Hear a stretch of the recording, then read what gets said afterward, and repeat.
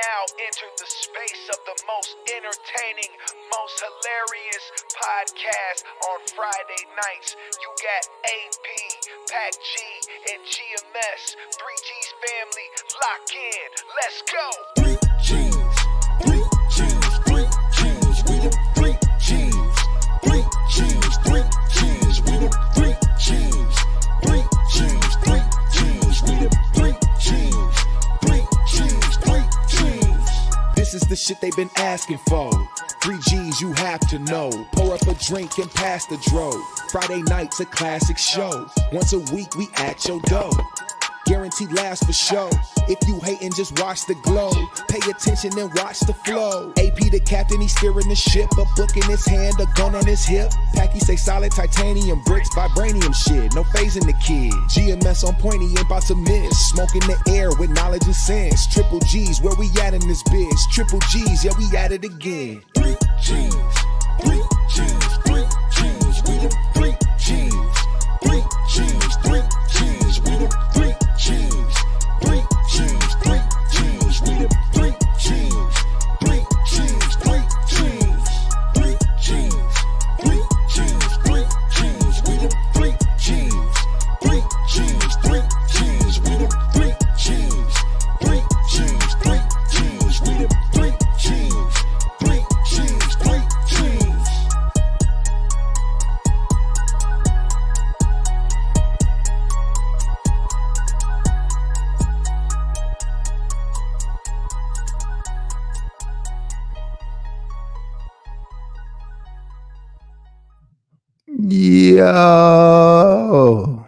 Yo, that was interesting. Happy Wednesday. We down a couple G's, y'all. Y'all gotta tolerate me and Binky, man, the dynamic duo, because we down two gangsters. Goddamn it, We down two gangsters tonight, but we got this. yeah. Oh, definitely for sure. So, well, keep Pac G in your prayers. You know he got some health issues in his family, in his household, that why he can't be on tonight, and it's not brand new, but it's something to keep an eye on. So hopefully everything is all right with him, and we'll see him next week. GMS, he got better news. He's out here living life, living his best fucking life. You know what I'm saying? So you said screw y'all. Yeah, that nigga, I know where his priorities lie. Let's just say. And I'm not mad at it. You know what I'm saying? Shout out to our brother. Yeah, he on the pyramid of life. You know what I'm saying? He got a couple things above the G's. I'm just telling you right now. We on the bottom of shit. Yeah, we on the bottom. But I get it, man. He has canceled shows for less. So, kudos to Jim. Shout out to our brother, and shout out to the chat. And you know what I forgot to say before the show, AP? Let's try to keep our language, try not to say the F word too much. Did I drop one yet? No, you haven't. Right. I just forgot to say, let's consciously try not to. That's all. Well, no, I got I would have messed that right up. No, for sure. We'll see what we can do. Yeah, y'all count my F words, man. See if I can go the whole show without them. You know what I'm saying? Mm-hmm. So, how was your week, man?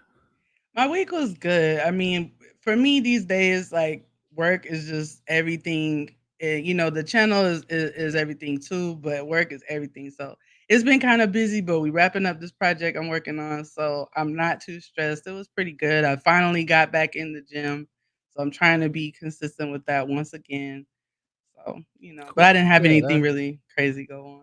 Well, that's good. I went on vacation like I told y'all last week, so all week I'm trying to get back to my eating regimen. Mm-hmm. I'll be intermittent fasting and eating, certain things, and then working out every day. See, the workouts is easy to get back in, but I ain't cleaned my diet back up yet. I'm still eating like I'm on vacation and shit. I had Chinese food and pizza together. You know what I'm saying? No, are you serious? Yeah. And I know you don't get high, so that's crazy. No, that was but it tastes shit. If you listen, and the crazy part, none of that shit. I'm talking about that Chinese fried chicken, that sweet and sour chicken with some sesame chicken, with some shrimp fried rice and some Fried. pepperoni pizza. Yo, AP. Listen, man. I mean, It wasn't my doing, but I damn sure partaked. You know what I'm saying? yeah, So that's how that worked. But then when you come off a mode from being at buffets, let's keep it real. Your yeah. buffet combination, it don't never be really on point, right? No, Like we no, be no. honest with it. You go to a buffet, you will put any damn thing on that damn plate. Yes, yes. Especially if it's an Anything. exotic, you'll have an octopus next to a taco, next to a Next to some gyro. lasagna, next to an egg roll. Real shit. Goddamn some cheesecake with an ice cream scoop on top of it and shit. Like Yes. none of this makes sense. Crazy. So that's kind of, I think that's where I was at with it. I had that energy of that buffet life, you know what I'm saying? Yeah. I They ain't said mad like at the it. Prego meals, yeah, you know, Prego, like the pregnant people, that's what they're talking about. Yes. Yeah, just to Hey. mismatch stuff together. Hey, one of my hot meals though, since you brought that up, Mm. this was something I lived by it. I swore by it. It was fake Lucky Charms that came from Aldi's. They was called Lucky Stars, or what they called Lucky Stars? No, they was called Marshmallow Stars. But they were sweet. Even like the Cheerio type of cereal in there was sweet. So the marshmallows and that other shit. Then I would mix it with Captain Crunch berries or whatever, with the berries. You like Captain Crunch berries? Listen, together with the marshmallow stars and some weed, man, I don't know. You know, Oh my sometimes God. you develop a taste for something weird, and now that's your thing. You know what I'm saying? Now you just look weird to everybody. Like I watched these black ladies, they was eating banana sandwiches on like a TikTok or something like that. With peanut butter? No, that's the crazy part. It was bananas, Mm. a little mayo, like real thinly spread. Mayonnaise? It was mayo. Them chicks used mayo. And then they had salt and pepper on some bananas. And on some And ass white bread. and your skinny fat self want to try it, don't you? I did. Ew, you did? How was it? Listen, if anybody bold enough to try it, you gonna, well, I ain't gonna say you gonna like, you might not like bananas. Yeah. A little salt and pepper on some chopped up bananas. Also, now, mind you, if you don't mess with mayo, I mean, obviously, you know, I mess with mayo. mayo but to taste. You know what I'm saying? Mayo I to mess taste, with man. mayo, but not with no doggone bananas. That's crazy. I Listen, can't do it. I'm sorry. And mayonnaise is one of those things, like if I see too much of it on a sandwich, I gag a little bit because it's too like Burger King overdoes it with the mayonnaise sometimes on the Whopper. I can't. Like I'll slide it I off. do understand. I do almost get annoyed with that. Like we hate when people underdo it on Yeah, our fast food, but yes. when they overdo it, it's just as bad. It's It got to disgusting. be a good consistency. Yeah, there's Hey, a balance. the hot one diabolical though. He said all berries. I ain't Oh never liked the all no. berries. Hot Like, dog, one. that's savage. I know You you got 3 crazy. real teeth left. You got all golds. He got all golds in the front and 3 real teeth. Cause ain't no way your teeth survive all berries, G. That's crazy. All berries.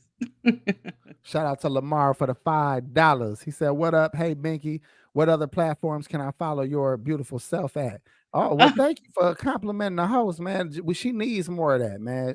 I think we Thank don't you. do her enough justice around here, man. You Thank you, know, Lamar. Lamar always showing love. I was been trying to take a break from Instagram, honestly, really all social media for the most part, but because of this show, I just keep having to reactivate my account. So y'all could follow me on IG, BinkiBianca. I did just start a Facebook page for the 3G's channel. So I'll put a link to that in this video because I don't have much on it yet. But y'all could definitely follow that. That's me running that page there. But yeah, BinkiBianca on IG that's where you'll find me in my pictures. dog, this made me laugh. The last unicorn said, "Roof of his mouth tore up." That's what them berries will do to the roof of your mouth. No, That that's was the a truth. real comment right there. That's the That's truth. somebody who did it before. You Unless you know, let it get like soggy, like let it hit you know, I don't fog even think up. I don't even think that matter. I It think don't that matter. I think that sets you up because in your brain Yeah. you like they softer now. I can take it now. Nah, nigga, you still gonna rip. Yeah, you gonna rip all shred all the top of your mouth up, man. That's true. That's why I don't let Subway toast my sub. When I would eat there, I don't like their subs now, but I was like, no, no, that's too much. Sub, and but you know what? They used to be good when they had better like ingredients. They starting to Yeah, like get cheap with the ingredients, they because I meat didn't is I didn't mind Subway. It wasn't my favorite spot, but it was you build it right. You know what I mean? You like put this on there, let me get some of that on there. yeah, They was good too, but now I can't really trust too much of anything, man. exactly. You see Slam Newton's comment? Yeah, you said that too. Binky said the I same did. thing. She said Listen, 51. I don't watch it. Slam. I don't watch it unless I'm directed to it. Yeah, I I get just, it. And no, usually I no don't shade. I either. just don't. I just don't. I'm Usually I sorry. don't either, but once we kind of got pulled in with the whole Marcus thing, I've been kind of keeping an eye and see, what they have going on over there. And Slam Newton is right. 5150 was hilarious last night. I was laughing out loud so much.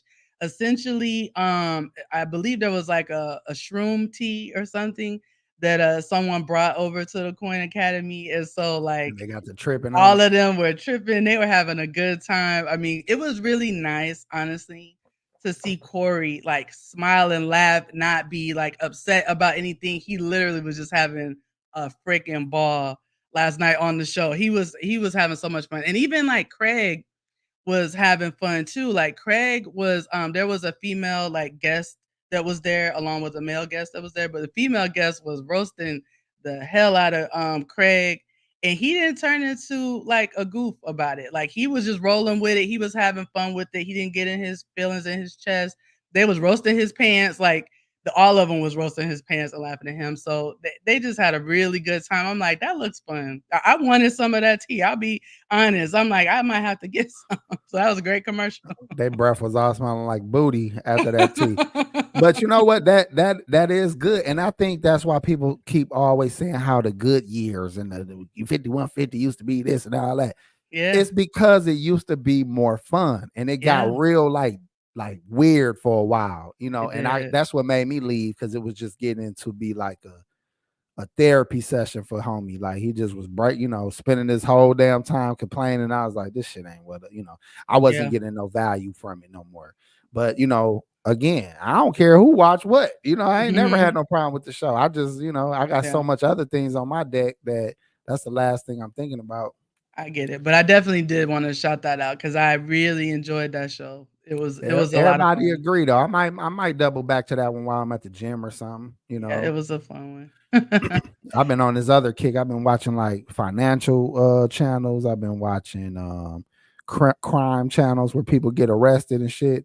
Those are the Boy, best. boy, Those I tell first you. person body cam footage. Listen, I'm gonna tell you, brother, something. A lot of you brothers and sisters. A lot of y'all talk up on y'all arrests. I'm just going. Maybe they cherry picking cam videos. I don't know. I don't want to. You know what I'm saying? I don't want to say. I don't want to say too much, but after you watch about a good hour of those videos, you start to see how a lot of people can end up in jail. When I tell you, some of these police be walking up with respect, Yes. doing a job very fairly, being very reasonable. And I don't watch people talk up on their own damn arrest quite a bit.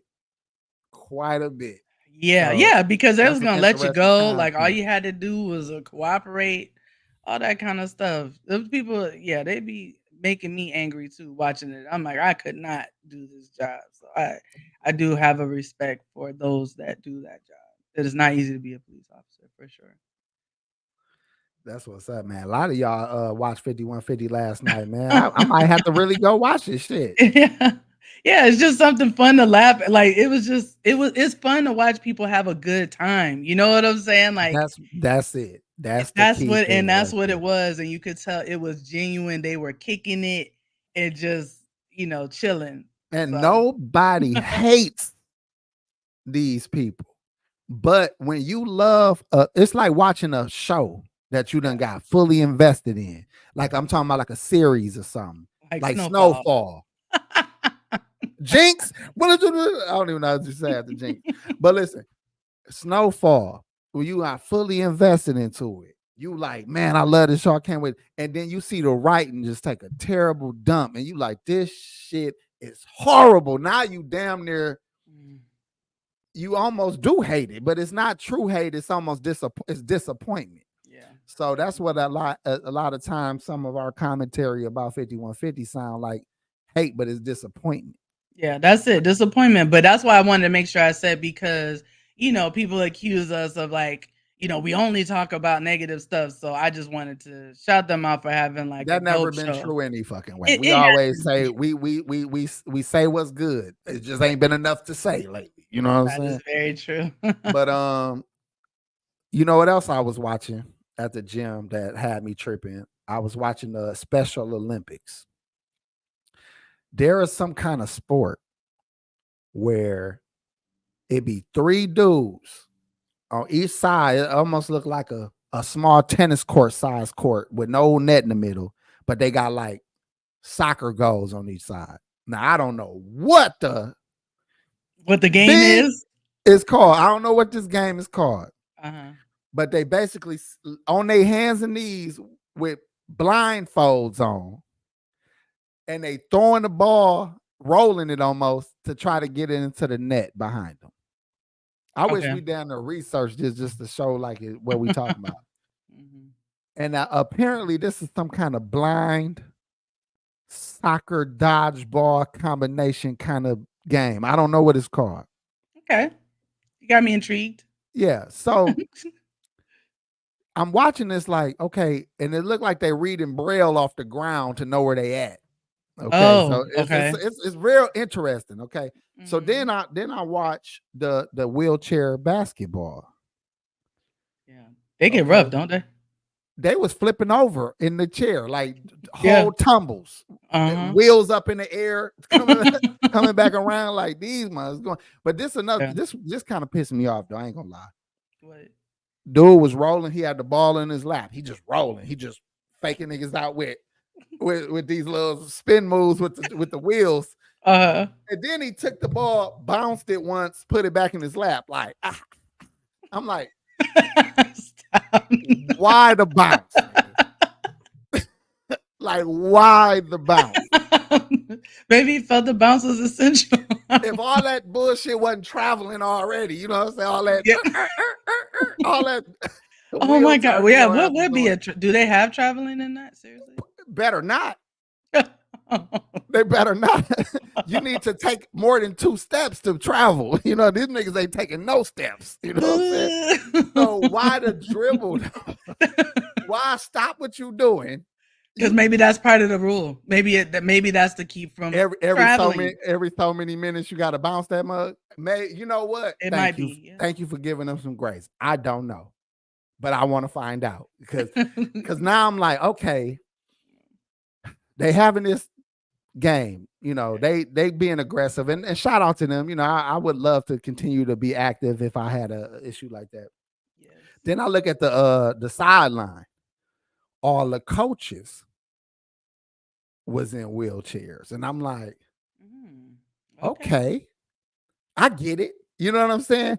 Because it was you almost want to see that, right? You almost want to see people getting the opportunity to also be involved that are, wheelchair bound, and they get to be coaches. So I'm like, okay, I fuck with that. But then what came to my mind was that other sport. What? The blind roll bounce shit. No, so now I don't know what it's called. So then I'm thinking like, but my logic is kicking in. I'm like, was those coaches blind? Oh my God. Is this some niggas on the sideline that can't see what's going on? Coaching a bunch of other niggas that don't know what's going on? So you're saying you think the coaches got to have the similar affliction? If it happened with the wheelchair basketball, I'm thinking like I need to investigate to see if them niggas was blind. You really should investigate this. You got to look into it one of these days. Man, that ain't the blind leading the blind. I can't. Jeff Brown, Jeff Brown wrote that. But listen, real shit. Yeah. So this is how my wheels is turning. I'm like, dude, they better not have niggas on the sideline. Got another nigga next to him. What's going on? Tell me what's going on. Carl, press him. like, I'm just like, or their ears is just like somebody fucking up. Oh, and I think it's on my team. I'm just saying. I hear that busted wheel. I know who that is. Something that's like Charlie over there. But they didn't have wheels, so they just on their hands and knees, like listening around. No, you have the most random viewing. Not looking around, listening around.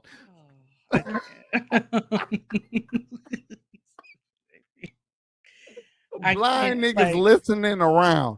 Jeff Brown, you can use that one too. So listen. Then I watch the high jump where they do that little pole. My son do this. I can't even think what the hell it's called. What? Where you do like the pole vault? Not the pole vault is with the pole. This the one you run and you got to. Oh, the high jump. Isn't that called that? Okay, yeah, good. Thank you. That's what it's called. I had the long jump going, and I had all them different ones going in my mind. The high jump. So I'm watching that. These some like regular, stout built athletes with this arm though. No. So now I'm watching them. I mean, listen, this arm ain't like we seen this our whole life. This ain't really like, I mean, that ain't nothing. Big deal. We done hoop with niggas with that little arm. Yep. Seeing them trying to get that propulsion though. He running hard as hell. This little ass arm tucked like he holding a football. Dog, watching this, dude. I'm like, dude, the Special Olympics is special. Like this is hilarious, dog. But they got some skills though. I saw a girl like hit a bullseye with her feet, like she was doing the.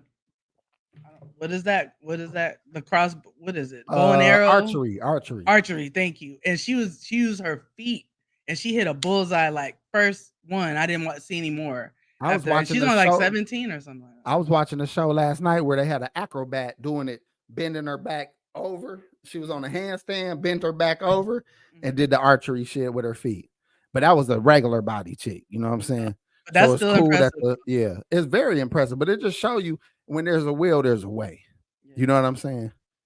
So, so now let's say if somebody with just legs can develop the skills to shoot a bow and arrow, could a man with just legs develop a way to choke his girl during sex while he's still drilling her with his feet? Can he drill her but then choke her with his feet in sexual pleasure? If he's limber enough, I don't know what position they would have to be in. Would it be her like missionary, kind of like her on her back, and then he could? I didn't do the geometry on this one. So you're just asking questions. Now I got a question for you. Would you allow a nigga foot choke? Would you allow a nigga toes to be on each side of your jugular?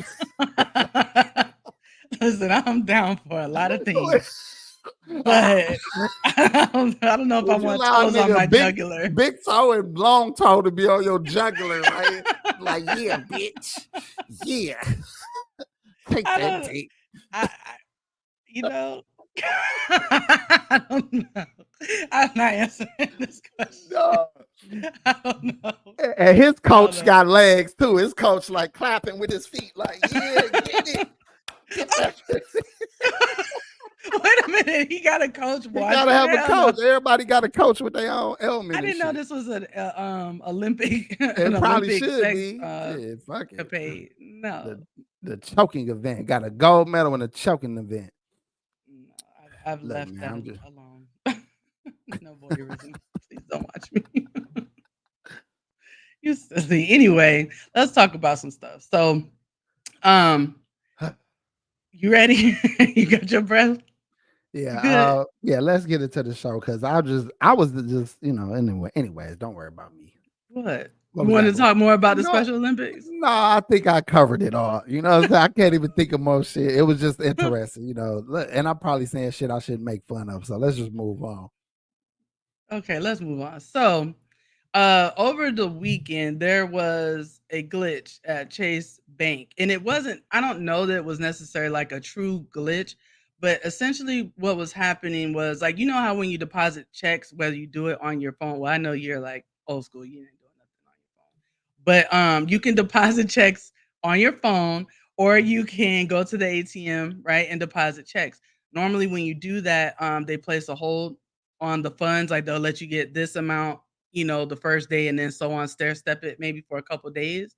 But Okay. apparently, they were just Chase was allowing people to get a lot out right away. So like you could deposit, $8,000 check or something like that, and you could pull out most of it that first day immediately. Like half or something, like a Yeah, quarter of it or something crazy.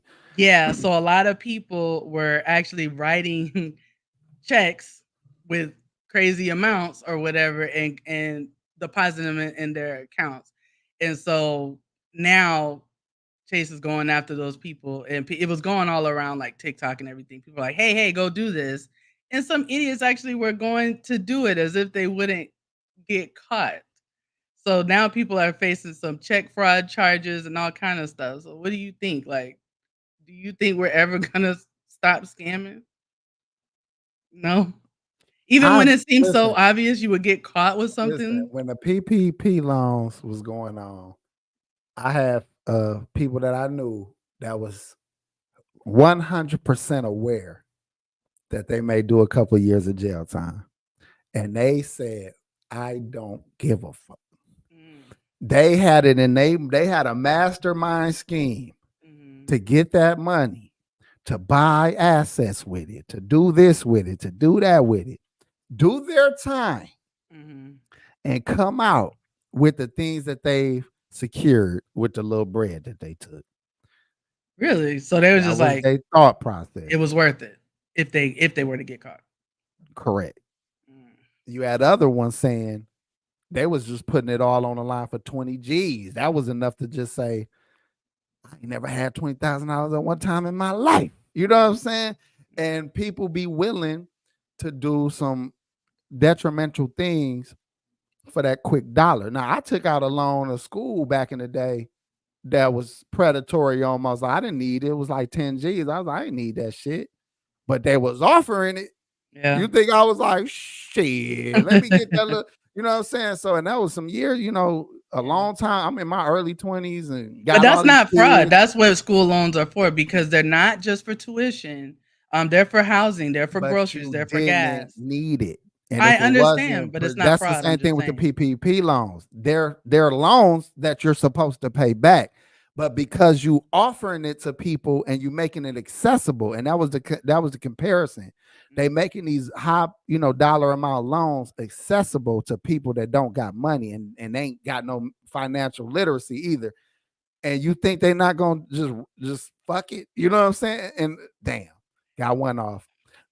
But that's the Yeah. same thing that I I was get thinking. I You get know, what you're saying. It's like along the same lines, but one's illegal and one's not. One is just predator. Both are predatory type the, things, the only but reason the other one, the school one, ain't illegal because you don't get to run from school loans. They gonna, you know what I mean? You're paying that, I did. but you have But to. You yeah, know, what I'm I saying. know I So got to that's run a from mine, safer but way yeah, for them to hold you accountable, but not on forever. these other type of loans. You know what I'm saying? Yeah, that's Even true. though that's a government loan too, the PPP loan, but again, it It was is, it was but only people were for a taking it certain type of out. people. Yeah, that's what I was gonna say. People were taking it out though that didn't even have businesses, didn't have employees to pay and stuff like that, because that's really what it was for. See, So this is the crazy part. Like, if the Democrats would just say we're gonna stop the interest yeah, for 5 years or something like that, it ain't even that you got to wipe out our debt. Stop mhm, the interest for yeah, X amount of years and give people an opportunity to pay down or pay off whatever they owe. They'll mhm, have a better chance of securing a an election. You know what I'm saying?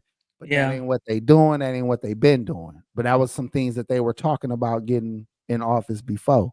And them yeah. same people talking about what they gonna do and listen to that and all that. Yeah, but we'll Y'all, see. I know that like my I have a private loan that I'm still fighting. Dealing with because of the private school that I went to, and that does have a high interest, like how Wilts was just saying there. Usually the federal ones aren't as high, but the private ones they're private, so it's set by that Binky got lender. set up at one of them predatory colleges where they walk up to you in a grocery store like, you look like you could be an electrician. Yeah, Exactly. she signed up for that shit. Went Like to, they I had do. all they had was a folding table and some paperwork for her to sign. Her goofy ass that signed up for a 4-year degree at a card table. They had a card table where the bitch was I was drinking a serious Snapple. about my degree. Okay, I was going to school for fashion design. It was a fat bitch with a Snapple on the other side, some pens that didn't write good. She was like, I'm going to school. They like, all you gotta do is fill this out. You get $10,000 to start. Blah blah blah. All right, listen, you Yeah. don't even understand. When I went to the intake meeting or what, it's not an intake meeting. I don't remember what it's called, the counseling meeting or whatever. My cousin went with me just on a whim because she lived around the corner, and I was like, "Girl, I'm going to this school. Like, come with me and just sit." And they were like, "Well, hey, why don't you just come to the school and you could co-sign for her?" And she had no interest in the school. She ended up in debt too. So yeah, it was horrible. Hey, Blaq Ron. What up, brother? Shout out to the homie Blaq Ron, man. Well, man, I can't wait till you be in some shows, man. You definitely, I believe, would do well in some shows. Like TV shows? Yeah, hell yeah. Yeah. But serious though. Like I wouldn't want to see him in no comedic role. I would want to see him in like a power type of show. Yeah. He just look Okay, like what was his role? an What average kind of Atlanta role? hood nigga, just an average Atlanta nigga that Do you or think maybe he would be a scammer? no, God damn, he should be a scammer. Yeah. Blaq Ron should either be he should either be a scammer or he should be a nigga that like owns like a sea moss store. That nigga sells sea moss and incense and shit like that. But he know everything that's going on in the street. So he the one of them niggas that they always go to like, man, Blaq Ron, we need you. I need somebody that he just the intercessory to all the bullshit. He just know how to hook everybody up with everything. He know it all. Yeah, but he got him a little shop with incense and a sage and motherfucking. What kind of necklace he wear? A crystal, a big ass crystal that helps him have inner peace or some shit. I was thinking maybe he would have one of those Africa like this leather crystal necklaces. draws all of the diabetes out of your back. When you wear this crystal, all the diabetes that would be in your lower back from your posture. See, us black people, we supposed to be walking on our heels, but because of slavery, we walking on our tippy toes. We just had to sneak away. So you stupid as hell. How we supposed to walk on our heels? Niggas got used to walking like this.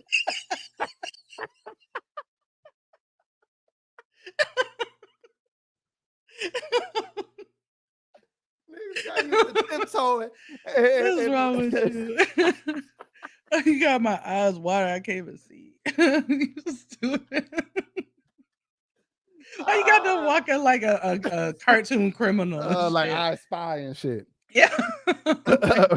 Bro said I feel attacked. No, think about it. Think about it, Blaq Ron.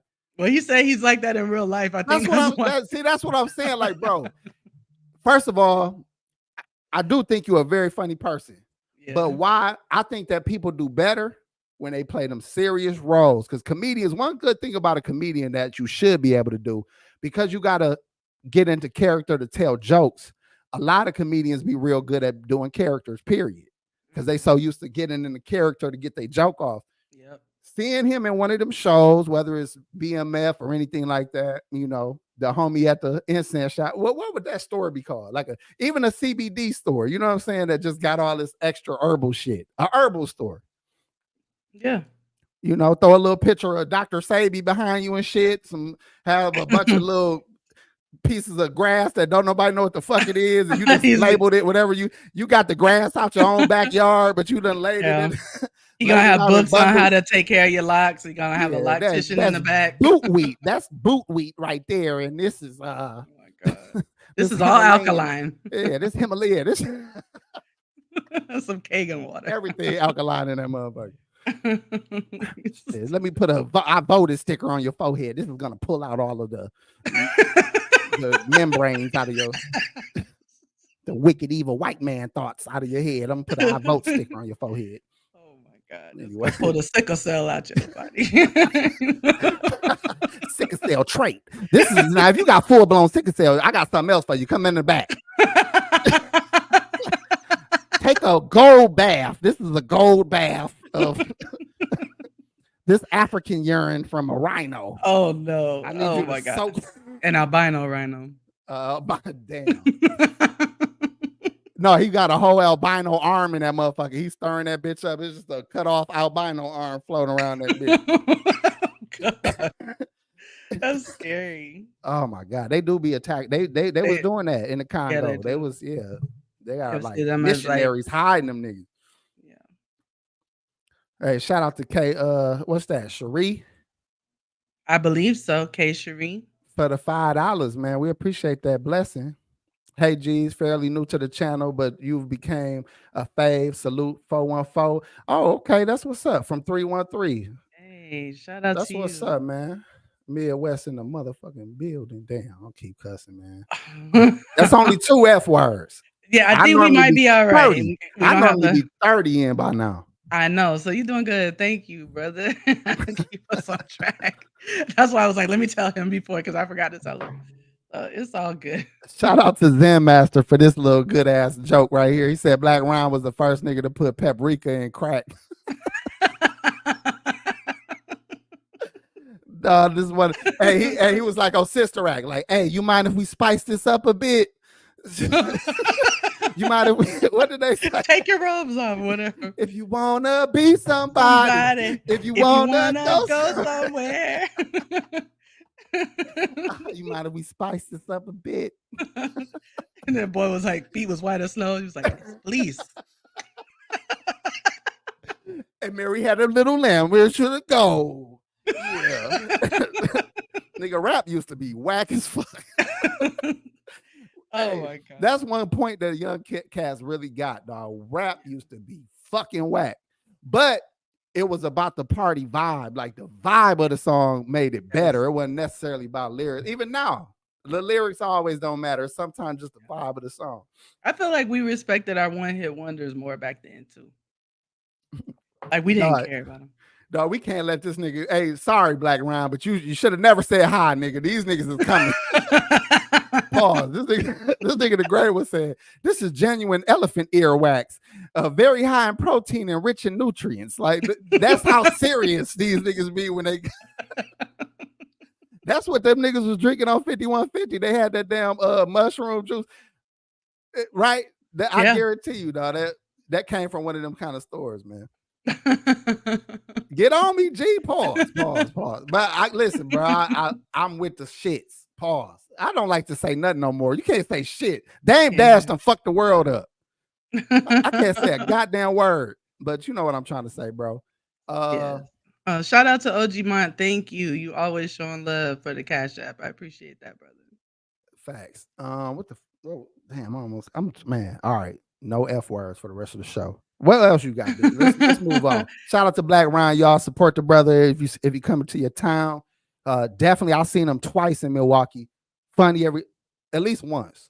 I don't want to lie. I know I saw him once, possibly twice. Yeah. But I mean, I was watching him on other things, but definitely toe that mug up in Milwaukee, straight up. Him, Carlos Miller always, kill it. I'm gonna tell you. Let me tell y'all some real right now. Mm-hmm. Let me tell y'all who I remember Blaq Ron was with when he came to Milwaukee. It was Lil Duval, Michael Blackston, DC, Young Fly, Carlos Miller, and maybe D-Ray might have been the host. Was this the one last year? I can't remember if it was a year or 2 years, but this was a good lineup. But when I tell y'all who killed it, it was Blaq Ron, Carlos Miller, and DC actually surprised me. So I'm not lying to y'all. Now, mind you, they was on the stage with some bigger names that are established, that have been around. Mm-hmm. It was those three that shut it down. You know what I'm saying? Michael Blackson was funny, but if you've seen him enough, you get used to his comedy. Yeah. Yeah. Okay, we'll have to check out Blaq Ron live in person one of these. I've never seen him live. I would love to see that. So Well, if I said it, I stand on my word. stand on it. I stand on it. I'm standing on it. Shout out to Ann from New York. Yeah, All right, what you got next, Binky? Okay, so we could talk about Marlon. Actually, did you watch Marlon's Club Shay interview by any chance? No, I did not. Sorry.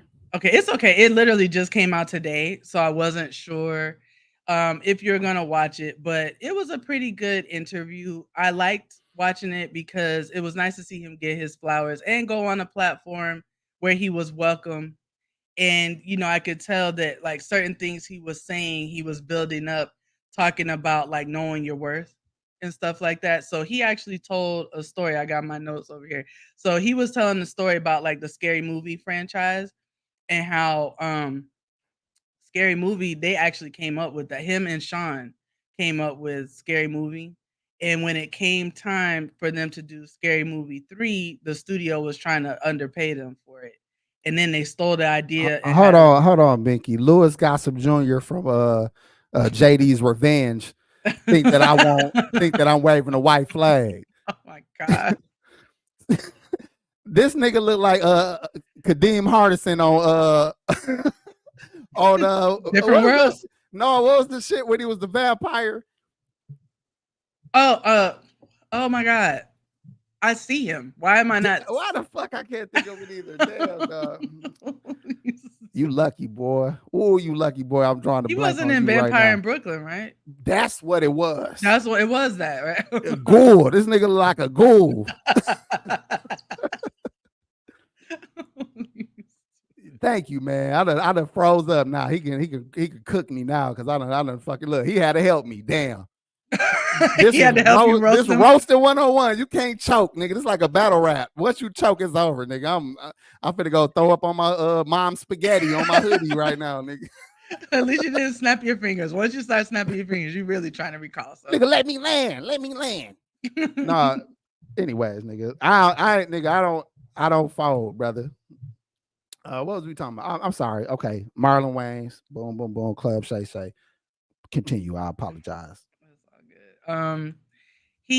They were talking about Scary Movie, right? And how when it was time for them to do Scary Movie 3, the studio basically took the idea that they pitched for the film, and they were using the same studio, but they took their idea and had someone else make it essentially because they wanted to pay them less than what they had previously agreed to paying them. And so they were like, okay, we're going to go and take it somewhere else. And so essentially they, stole that movie out from under them. But he basically just went on about it. And essentially what he said was, God handles everything because, it ended up that studio got bought out. Then the Weinstein brothers, their production company was no more. One of the Weinsteins ended up in jail. The other one's out the industry. So he's like, you know what? Some things you don't have to, handle it yourself. It comes back around to you. But, we stood up for our worth. And I know he was referring to Blaq when he talked about the worth part. Yeah. Because obviously Blaq was trying to play him like he's not worth anything. And clearly he's worth a lot. Yeah, we definitely talked about that because like to us, Marlon, as he's not even that much older than me. And for him to have been a celebrity my whole damn life, like he was like a familiar character to me. Yeah. Like my whole childhood. So it's like, how can a brother that's barely older than me be that like recognizable in my mind and all these different things he done? And on top of that, his brothers definitely put it down. You know what I'm saying? So yes. And sisters, you know what I'm saying? Because Kim Wayans is never brought up when she should be brought up a lot more is when it comes to funny or just not even just funny women, but funny in general.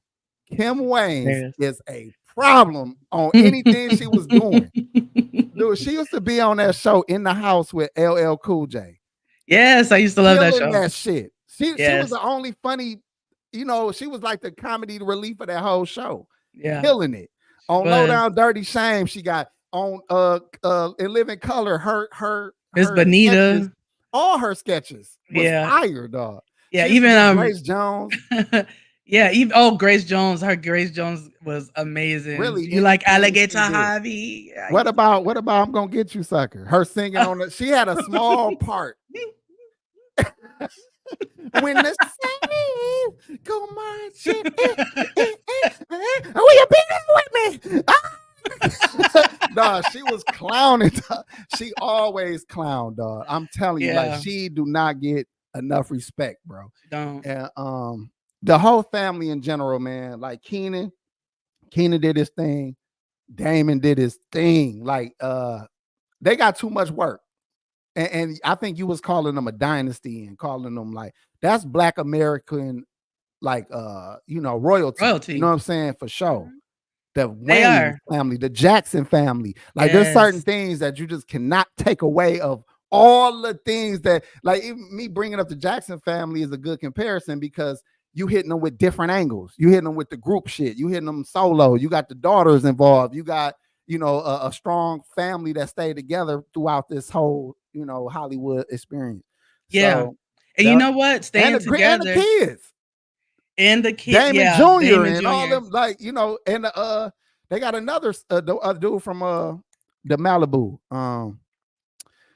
Damn, that show, the movie, uh, Uh, Malibu's Most Wanted. who was in that one? That was another one of Damon's sons. The Oh, black dude that was like I had never him in the watched it. hood or whatever. A lot of them dude just you won't even know they Wayans and shit. That's Right. how much they got Wayans out here and shit. That's true. But even speaking of like the The Winans, solidarity, that's another good point. The the Winans, whinings, the it's some black gospel, families yes. that have been around Yes. and doing a good thing. You know what I'm saying? Yeah. But So Marlon was saying like at the time, right, that in Living Color, like they were kind of pushing Keenan out essentially because again, not wanting to give him what he's worth. They stood in solidarity with him, even though they were trying to keep them there and offering them, 70K or whatever, probably per episode, which was a lot back then. To me, that's still kind of a lot. But they were like, no. He said, I have to be a brother after this. Like, it is no amount of money that you could offer me when you're treating my brother like this. So they all left at the same time. And I didn't even realize Chris Rock. He said Chris Rock was on the fifth season. I was like, Bismarck. He he was probably mentioning had the people I didn't even he probably had remember. the smallest moment. You know what I'm saying? Well, he said he came too late to even save the show. Like because You once you Keenan was gone, it was over. you know when I first saw Jamie Foxx was on the show The Rock or Rock. You remember that show Rock with Rock, that was a great. But he was a garbage man. yeah, like Yeah, it's like if you old enough, you well actually great no, TV was show. that after that might have been after In Living Color It might have been during. I or mean, not all during or that. around that Yeah, same early time. '90s. Early '90s. I Yeah. feel like I knew him less seeing him on Rock, and then I start seeing him on In Living Color, but I can't remember shit. I got to be older than I am. If I was 50, I know. You are old soul. Anybody 50 in there? Let's hear from the 50-year-olds. Which one was it? God damn it! When the fuck? Shout out to Joe Blast in the house, man. Hey, brother. Hey, What's up, Joe? Simo, how did your girl take the jokes from last week? Is she recovered okay? Did the meatball get her throat sore? Oh my Did God! she Shout got out some Goddess inflammation Robbins. That's my girl. in her throat? Let us know. Man, we gave Simo girl the business last week for no reason. Anybody could catch straight. You don't. I was gonna say you don't need a reason. I get the business sometimes. We all get it. It is what it is. Yeah, It but happens. I'm gonna have to watch that interview to have more to say and more to comment on it. Yeah, But it's real fine. quick, Okay, what what? was the gist of the all of like, and if you could sum up the total of what you took away from that, what would that be from that interview? Just that Marlon knows who he is. He knows what he's accomplished, and even when people try to diminish everything and say, "Well, it's because of your brother," it's because of your brother. He knows who he is. He's confident, and he's very grateful and thankful to his brother, and he loves his family. That family is very tight, and it's just a beautiful thing to see. So I love to see a man that knows who he is and won't let anybody take that from him. You know what? Let's be. I just want to say this. I mean, no one gives a fuck, but I want to say this. Marlon has the most memorable characters out of all the Wayans or the Wayans. if you go back to just about anything that they were all doing, Yeah. Marlon was a fool in Yes, all he of it. was. Yes, he So was. you can't tell me he ain't like Loke Dog. I mean, Loke Dog is just 100%. You can stop there. You can say Loke Dog and drop the mic if you wanted to. Boom. Yeah. But I mean, you even in White Chicks, like dude made sure he showed out on everything he ever been a part He of. was like, "There's cheese in this." Oh my god, that whole thing was just that movie. White Chicks is still funny. You know what? One of Like- my favorite movies is when I was coming up. What? Mo Money. Oh yeah, Mo and he Money said he still didn't just hit. get given that role either.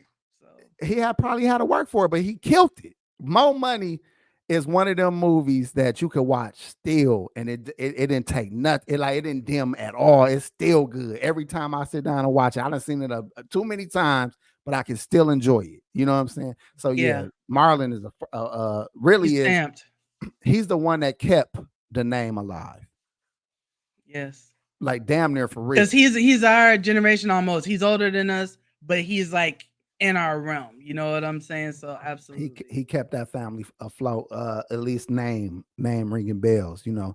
All right, let's move on. Okay, you see, first I just want to tell you, shout out Goddess Rob is the Simo's woman. She is in the chat. Shout out to Goddess Robin. With all due respect, my sister.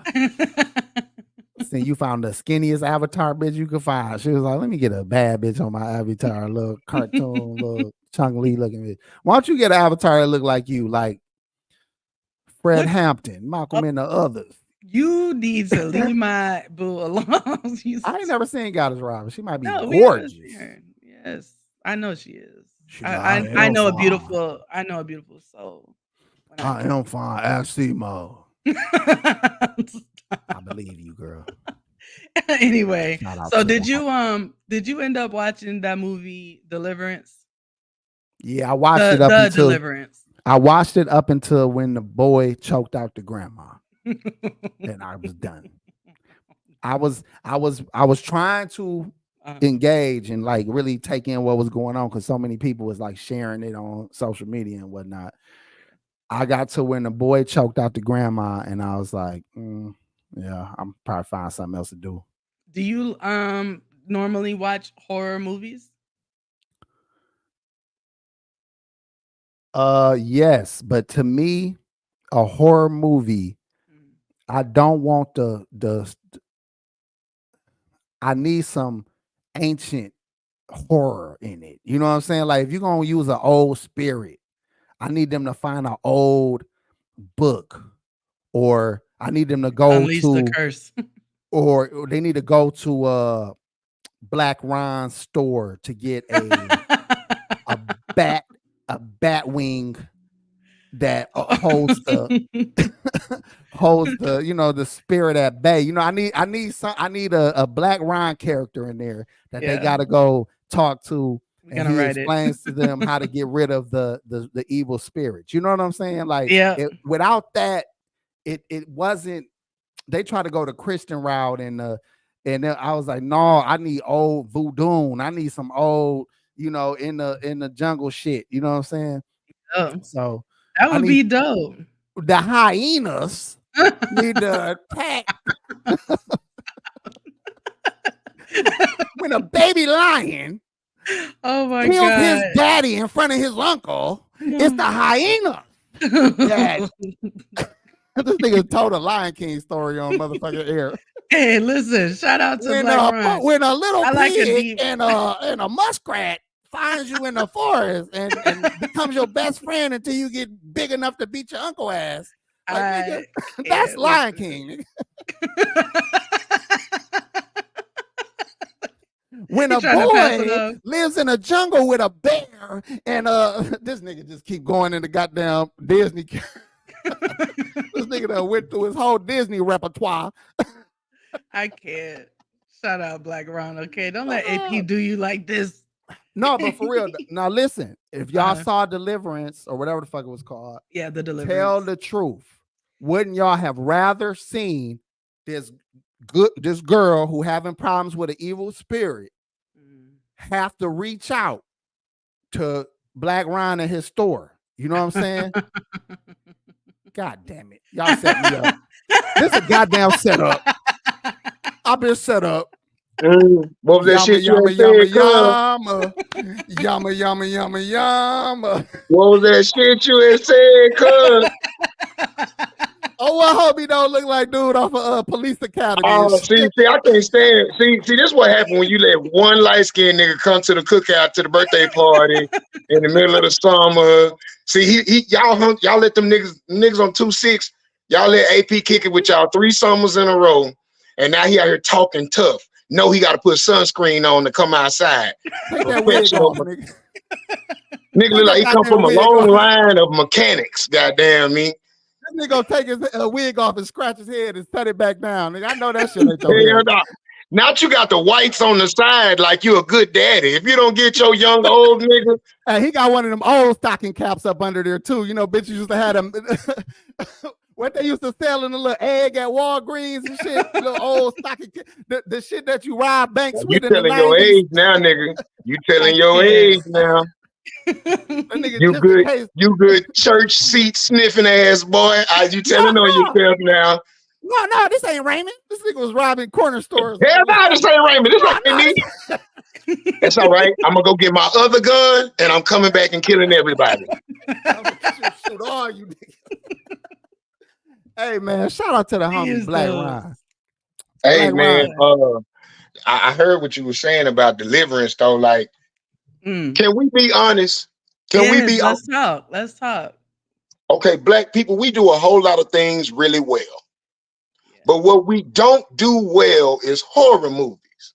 Because in order to have a really good horror movie, you gotta have a whole lot of devil in it. And niggas don't fuck with the devil like that. No, like the scariest movie that's came out been what? Get Out? Or the other one that he did, Us. Us. Yeah. And that shit had a little bit of the devil in it. I mean, you look at Eve's Bayou, Skeleton Key. Niggas think of voodoo and they think devil worship, niggas. So niggas don't really fuck with the dark arts like that. You'll never see an all-black version of Insidious or no shit like that. Never. Where nigga got hell no. That's a good ass point. Nigga, you had a lot of time on your hand. This nigga was on a long ass flight from goddamn Tibet. Getting more wheatgrass. He was like, man, you know what? Black people don't do horror very well. Nigga had a little notepad, like. And not only that, niggas, we don't do a good job of being scared for a long time. Like a horror movie is 2 hours of white people being afraid. Eventually, one nigga gonna be like, cut the lights on. I'm through running from this hoe ass nigga. Y'all remember the one time they let a nigga be in Jason? He sat there and fed Jason the hands. He was boxing Jason's hands all the way across that room. Motherfucking head off. Yeah. That nigga needed 2 more punches and he'd have killed the shit out of Jason. He ran out of gas. And all of a sudden, Jason turned into Tyson Fury and knocked that nigga whole fucking head off with 1 punch. Are you serious? That's the last time they let a nigga be in the movie. They said that nigga didn't have no weapons or nothing. It was like, fuck that, Jason. I'm not running from you no more. Squared up with him. But he was like a boxing champ or some shit like that. That was a good. I think N played that clip one time online. That was the Jason in That nigga wasn't no boxing champ. He was a breakdancer with a Jerry curl. That was your real daddy. He just wasn't no hoe. Nigga, Whoopi Goldberg, your real daddy, nigga. You look just like her. No, but you know who your real daddy is? That nigga in Ghost that got slid across the floor by them spirits. What you gonna do now, Willie? That's your daddy. You look just like Willie off Ghost. Oh my god! Damn, Binky, pull that picture up right quick. If y'all don't know what dude looks like, let me see if I can find him. Oh damn! Now Willie from Willie from Ghost, nigga. When you talking about who I look like, let's talk about who you look like. Damn, you look like Kraig a little bit. You look like Kraig if he'd have been vegan. Hey, after you pull up that picture, pull up Whoopi while she was on Ghost in the damn doing seances and shit. that was Blaq Ron's store. He done got it left to him and shit. I found out AP Fat Man Scoop left him all his deodorant. So he coming into a good inheritance and shit, bro. So congratulations on that. Can you see it? Y'all ever see the movie Critters? Yeah, that's your daddy right there. Yup. Damn, dog. That's why I just had to shut up, man. When he Yeah, said that, yeah, nigga. You was born with a I just pocket had knife to. in your diaper. Why do you like that? That's Willie why I just shut Lopez. up, dog. I just had to shut up, man. Willie Lopez, man. Damn. Oh my gosh. Y'all let That this Then man come on they my came up show. out the ground and snatched the shit out of Willie ass. Willie was backing up across that floor and shit. They made Willie fall through the window. That glass came down and cut Willie ass in half. that was the scariest thing I ever saw when those little spirit things came up. That's another slept on ass movie, nigga. Ghost, you can watch that today and still Yes. fuck with it. I don't care who That's you are, because black, white, Whoopi whatever. was in. They would that Whoopi's role wasn't supposed to be a black woman at first. That's why they had to go change her name to Ola May or some shit like that. Yeah. Now I'm gonna need a picture of Whoopi from Look, Jumping my Jack turn. Flash. No, hell Give me no. Whoopi from Jumping Binky Jack ain't on your Flash. side today, Give me nigga. Binky is my wife tonight, nigga. Let me see if you Yeah, have You trying to find something to say like a woman. You want to get a lick in like a woman.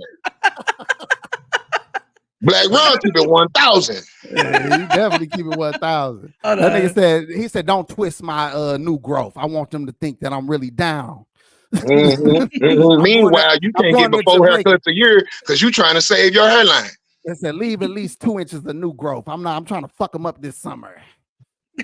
AP look like a pastor who about to get busted in a scandal. Hey, Yeah, Blaq Ron look like he spent at least 20 minutes a morning picking out lint out that motherfucking fro. Yes. Look, this is sister. This is big sister, nigga. They used to. That nigga said this is big sister. this who used to take him to school and shit in the morning, make sure he got there safe because the bullies used to get at his ass. Where the hell is GMS at? He over there getting y'all some food stamps together, AP? Something like that. Oh, really? Somebody gotta take care of us, man. Shit. No niggas got to eat, goddamn me. Hey man, we glad. AP got a ramen noodle cookbook coming out, 1,000 recipes. Look, and I bet he do too. This AP likes to chef it up.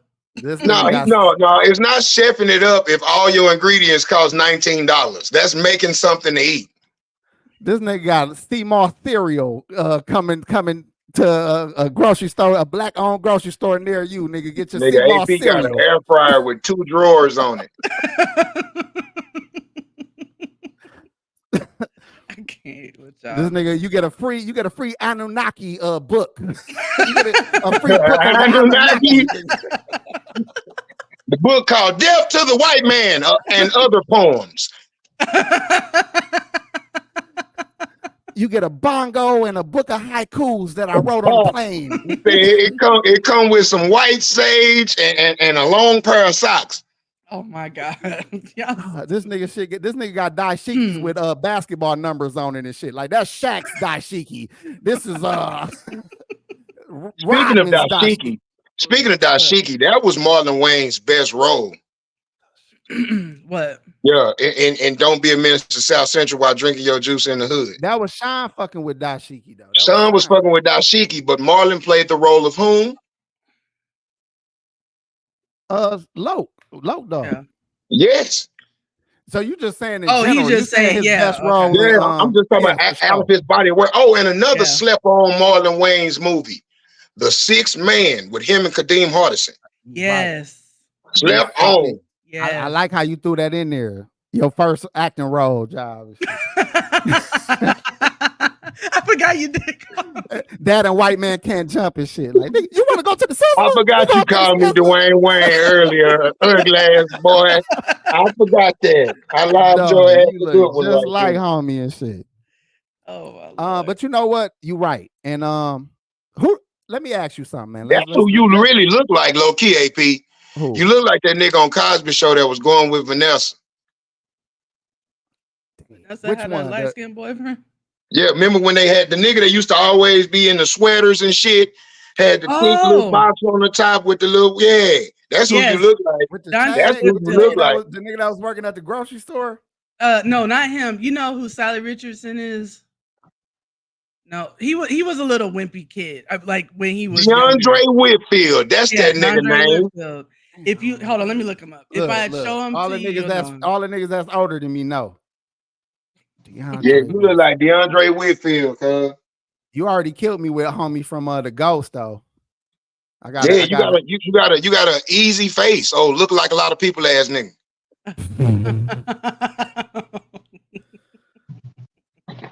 This nigga look like Wesley Snipes and Tu Wong Fu telling me what the fuck I look like. Robert. That's the second time. That's the second black man in a dress reference you done made. Wait, why is not oh, let me ask you about that. Would you ever keep it 1,000? Would you ever do a role in a dress similar to what Martin did? Let's say they can't print enough money. And why not? Because I'll be 39 this year, and I never wore a dress for my own personal enjoyment. I damn sure can't do it for a job. What's your thoughts on Martin Lawrence doing it? That's the only person I gave a pass. Me personally, I don't know what you gave Martin a pass for, because if you were talking about he was doing some groundbreaking shit, Flip Wilson broke that ground years ago. Yeah, if you were talking about he was a suspect than Martin was. All them niggas are suspect. Nigga put on a dress, and then a nigga just don't put on the dress. You got to put on the stockings, the lipstick, the makeup, the hat, the earrings, the voice. You don't like that kind of comedy? That it's overdone. So you didn't like white chicks.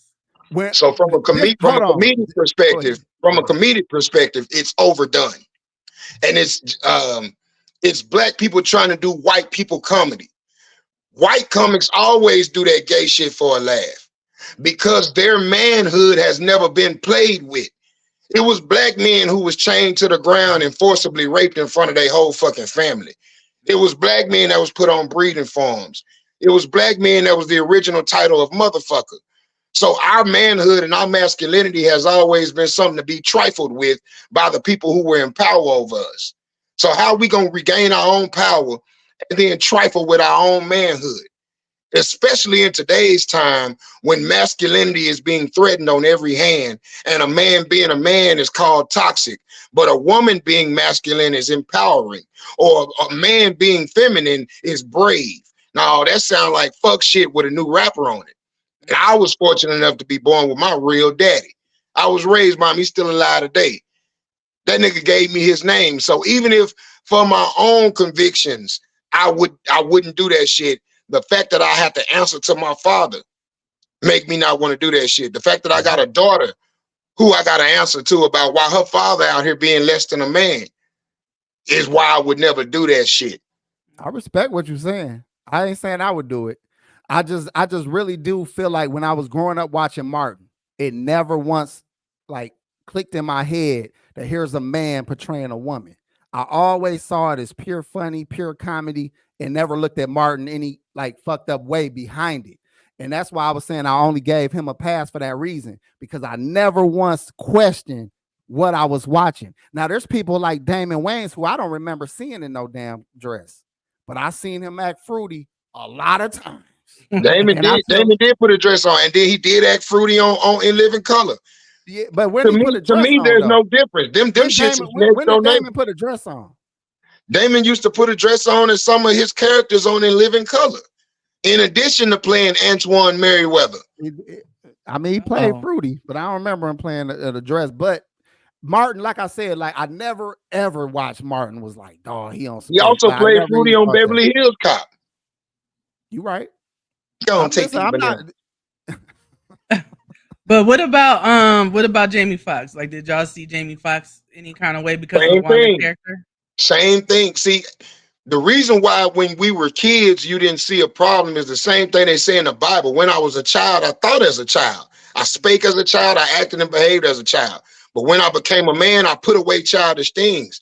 That shit was funny to me too, until I became conscious about the fact that, oh, the people that are in power, this is the only role we can play.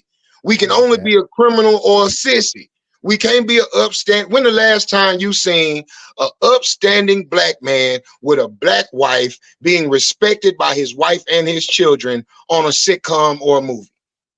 You know what? Just to play devil's advocate, I could say that about Martin if you would hear me out real quick. because this is why I said I didn't see no gay shit when I was watching that as a kid. I saw Martin as a younger black man with a black woman that they displayed their love for each other quite a bit. He also was a radio show host that ended up being a host of his own show. He was a boss in his own right. He had a group of friends that loved each other and had each other back. Like I saw a good group of young black people that at that same time you was getting a lot of street portrayals of black men at that age. But here was a dude who was still hip hop, still dressing like how everybody dressed, but he had a whole family and had his shit going on as a young person. I didn't never look at those characters as Martin doing fruity shit. I looked at those characters as Martin playing his mama or Martin playing his sister, because Shannon is a play on his sister. I saw him as, you know, like I said, a younger dude holding it down with his woman. That's Irma P. Hall wasn't an actress at that time. Who was? They couldn't have casted no older black woman to be his mama. They couldn't have casted Jennifer Lewis or another black woman to play his ratchet ass neighbor across the hall. Those roles could have went to actual women who would have did a great job being women. To the point where we actually thought Aunt Esther was ugly coming up. We didn't know that was makeup. We didn't know that she was only 50 years old, my nigga, and she used to be a model back when she was younger and shit. Because enough stage makeup and the way that Fred would talk to her, we believed what Fred said. To the point where when I was a young nigga, I actually thought Pam was ugly.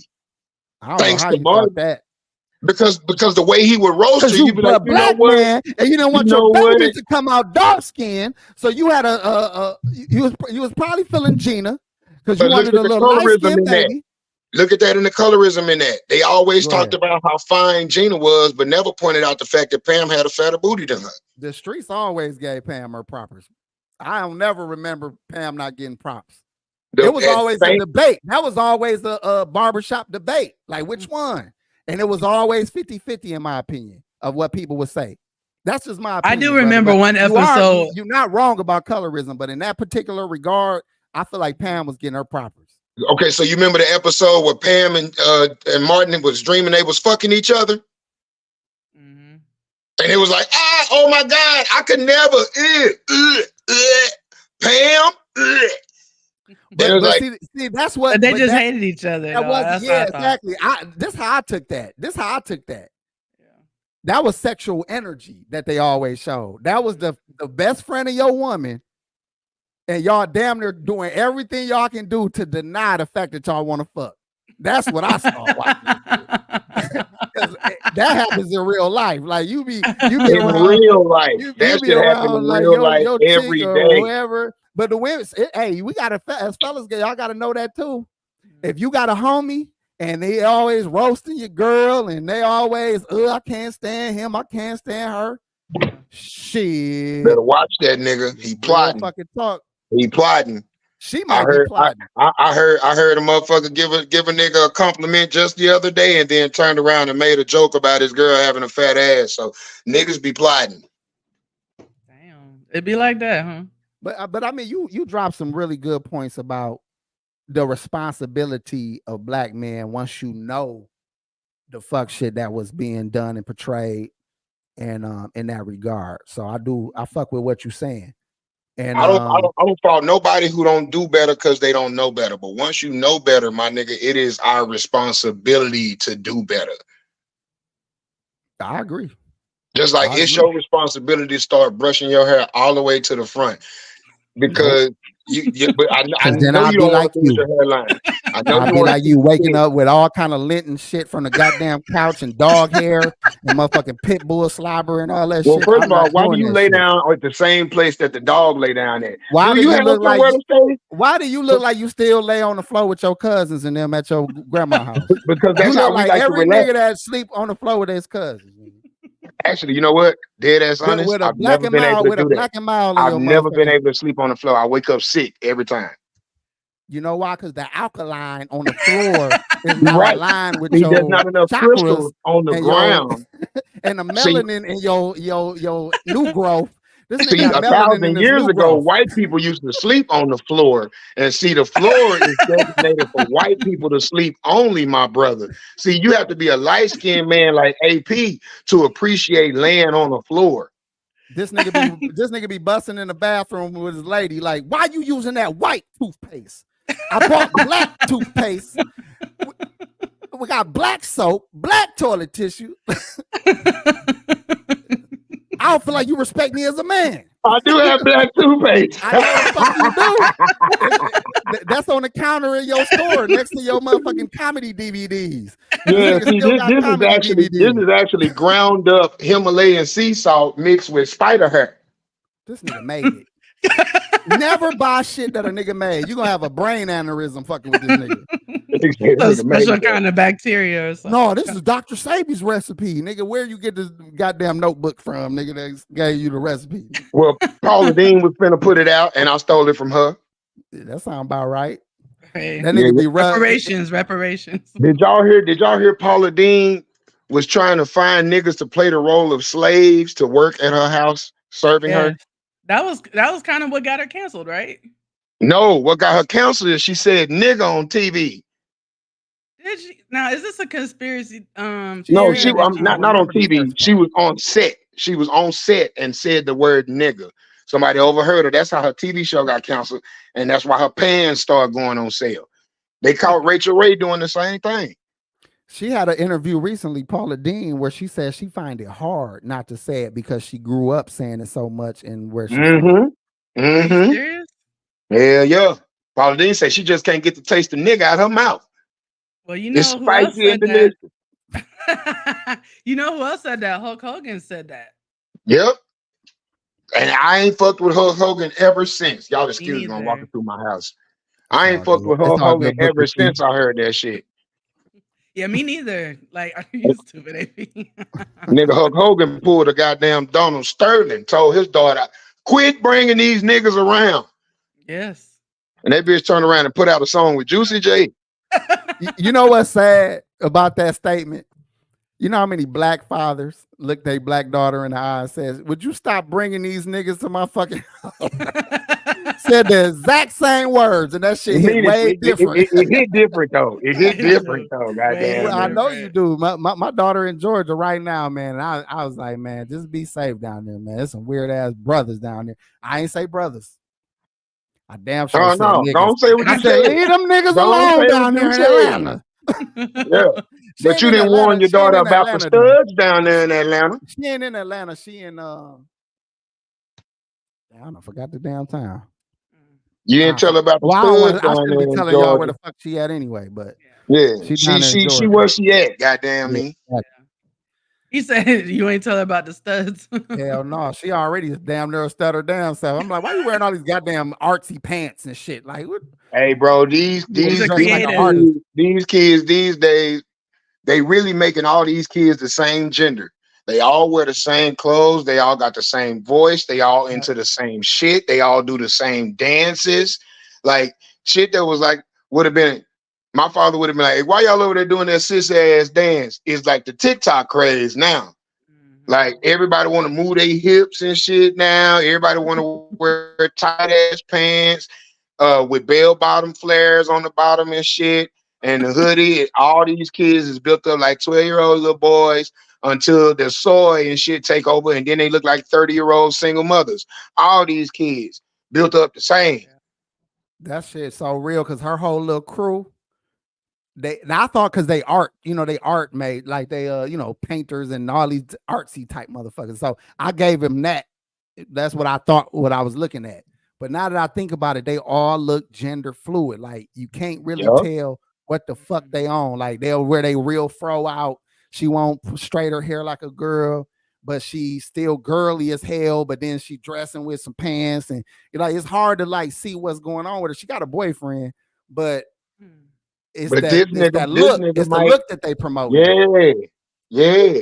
Like D Wade's son, that's a whole other fucking level, right? Who lives like a girl is dating a little girl that lives like a boy. Man, D Wade out of pocket, man. That's all I gotta say. Him and hey, bro, that nigga. Man, say, bro, you got to start looking at people's fathers. I judge the sins of the child by the father. If your child jump out doing some way off left field ass shit, use a way off left field ass nigga in secret. You think so? You take EJ Johnson. You look at Magic Johnson, son. That shit don't just come out of nowhere. Anytime you do some shit in secret, your kids gonna do it to death.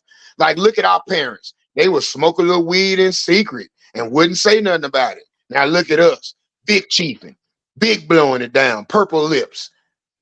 No shame about purple lips. I have pink lips. What about like neglect? Not on your face. What was your question, AP? Hey man, let me mind my business. What was your question? I was looking at Binky Instagram pictures. I see she ate her grandmama's oatmeal a bunch of mornings.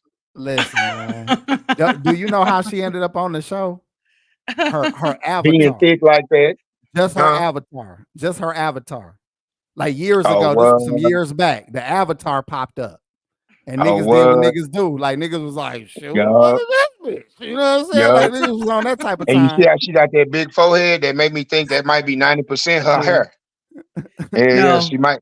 My hair is now come on, man. You the new growth champion of the goddamn world. And you should have, if anybody should have recognized real roots, it should have been you, Blaq Ron. No, because see, they be doing the Vixen with a hellified leave out. So you can't even tell what all is artificial preservatives and what all is organic cereal.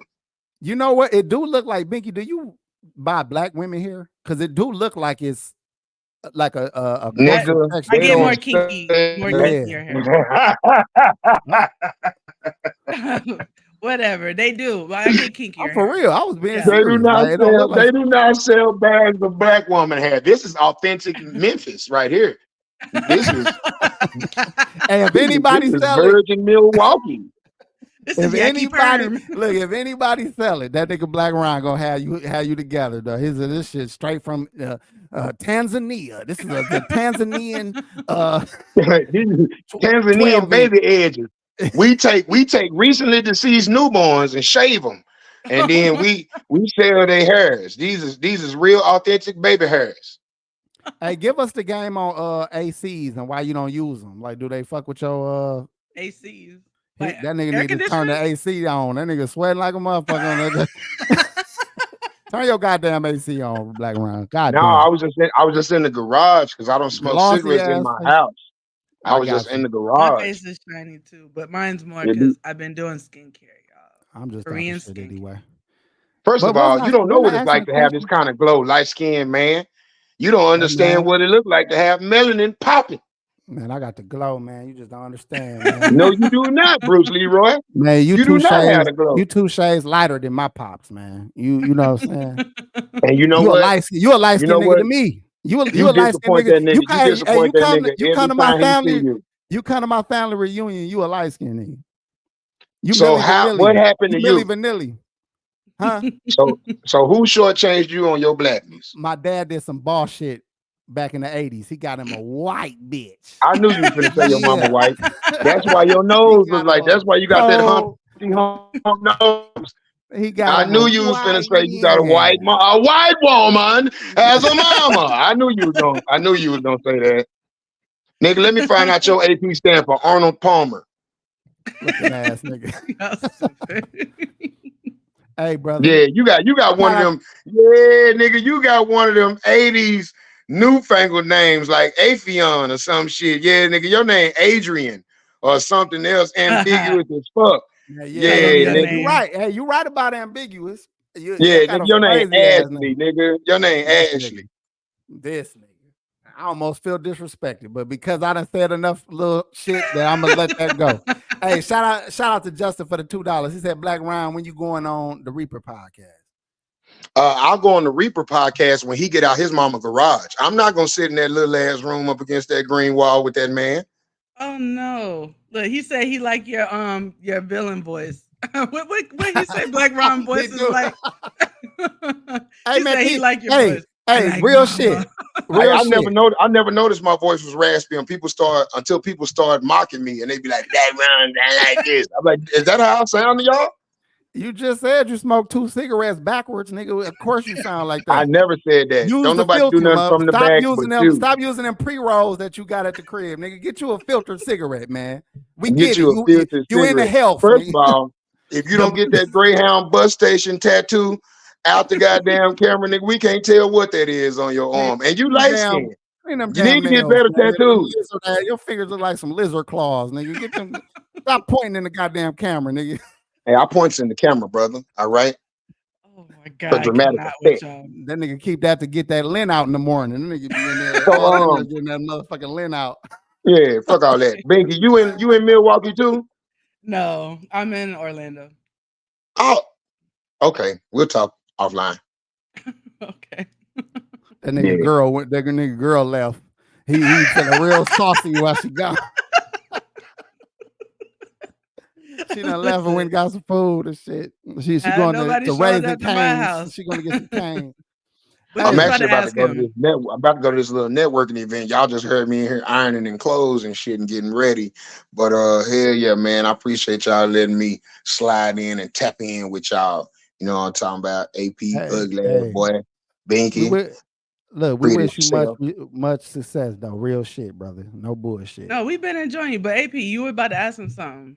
I really forgot what it was. It was a question, but you know, I don't want to hold him up. I really don't remember, bro. It probably was just, I don't know, trying to make content. It was probably a question just to pick your brain, bro. You know what? And I've been reading and researching. They say that people that's mixed, they be having diminished brain capacity and shit. So you might want to go eat you some omega-3s. I actually sell them down in my store. Go on over there, get you some beetroot and brain powder. I know you done made that shit out of fucking Rottweiler Dookie. This nigga would be peeping dog shit for motherfucking recipes and shit. Stop buying shit from Blaq Ron store, nigga. You gonna have motherfucking ground up roach legs. You gonna have tendonitis and motherfucking. You have TB fucking with this nigga shit at his nigga TB, not the corrosive. This nigga gonna have some shit on his shit. All right, brother. We're gonna let you ride out, bro. But please come back whenever you get ready, man. We do fuck with you. Y'all already know it, man. This was so fun. Thank you, bro. God bless you. Bye. Shout out to the brother, man. That was a surprise. Huh? For real, because we ain't had we missing 2G's. Yeah. This was like a conversation that shit. I forgot to ask that nigga about them damn hats. What hat? Sorry, Reaper. It ain't important. You know what I'm saying? Okay. But I wanted him to address that shit. Like the hat, Jonay's hat. Yeah, I want him to like put that shit to bed. Damn. It don't matter. It ain't no big deal. Because I don't want it to come off messy either. Like I'm trying to be messy because I wasn't. No, but, exactly. But it was nice. It was like y'all was just roasting, having speak fun. On some real, you know me, I put a nigga in the corner like, come on now, the people want to know. You gonna put the light on them? Yeah, because it ain't like on no hater shit. It's like, nigga, I'm curious, motherfucker. You might as well say that shit. Put that shit to bed. Yeah.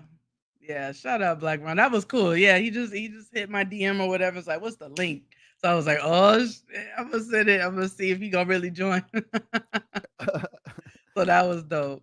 Hey, he about to go to a motherfucking a pitch meeting with Hollywood. Like, so I own a store and I have chicken root and pig tongues and a crystal around my neck. No, the new growth, that's for effect. I want them to believe that I'm really from Haiti.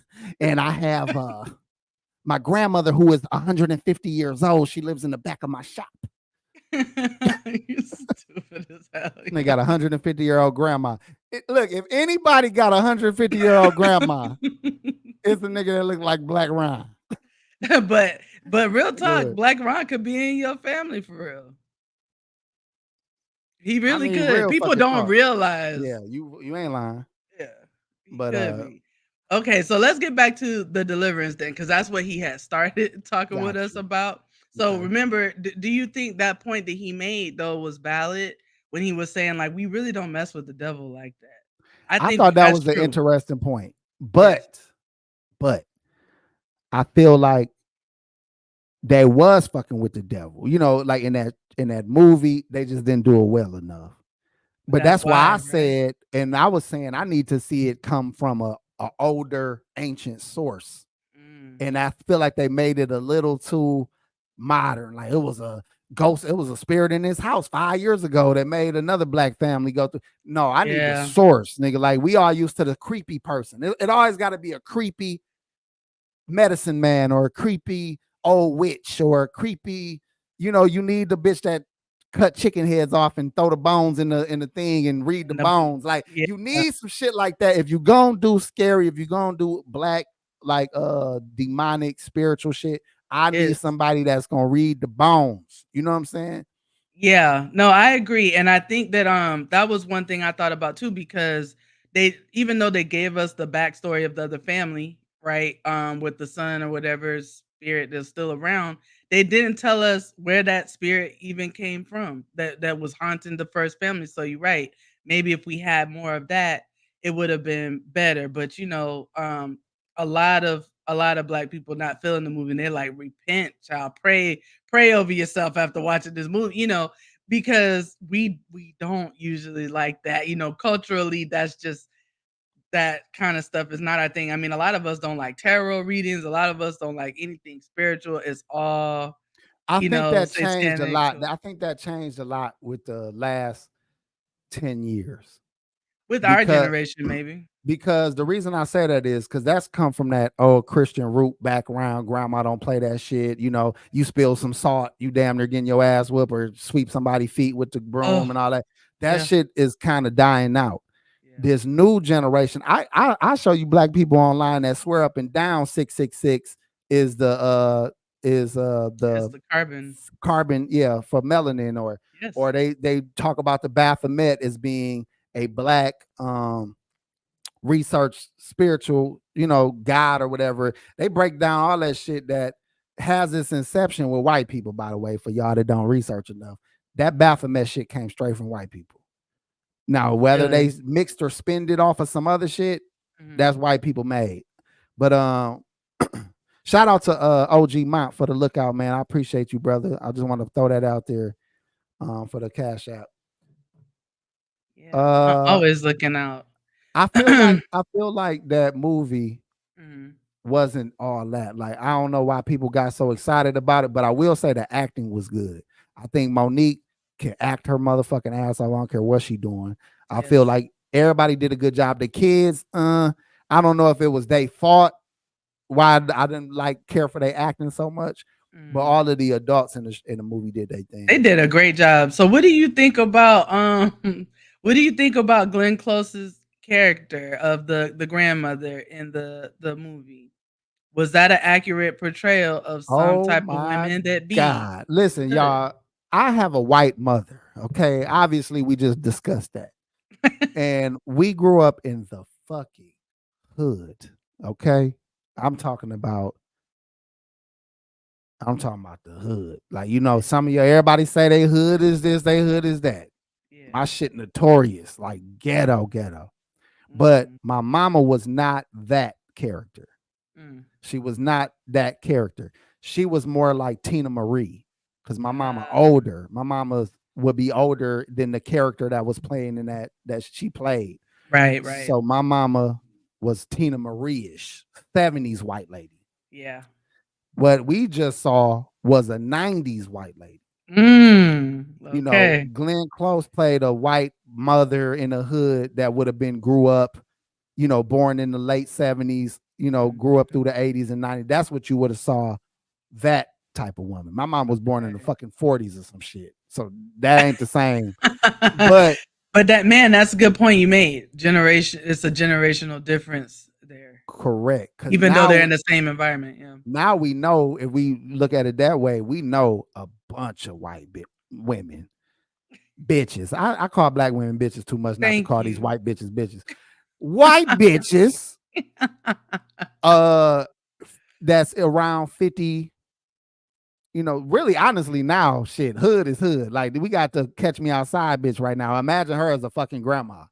Oh You know what my. I'm saying? So you got hood bitches from 60 down to zero right now. White bitches, you know what I'm saying? Ghetto ass, can't tell them apart. If the bitch was over the phone, you damn near can't even hear it no more. You used to hear a white bitch acting black. Now you like, that's a white bitch. Like you just on the phone. So they, it's another fucking level out here. But she did a great job of playing that particular type of woman. So everybody that know that woman that do hair, white girl do black hair, she do her shit. She had that haircut. All of the above, but I'm saying like, it's them type of white girls be working at the nail shop, be working at the beauty parlor with black women doing black hair.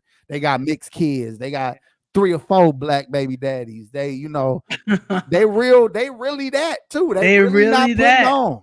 That's who they are. Listen, I got in an Uber once, and as soon as I got in the Uber, the driver, she was a white woman, and she was playing like Kelly Price, but like album cuts, and I was like, "You got black kids, don't you?" And she was like, "How'd you know?"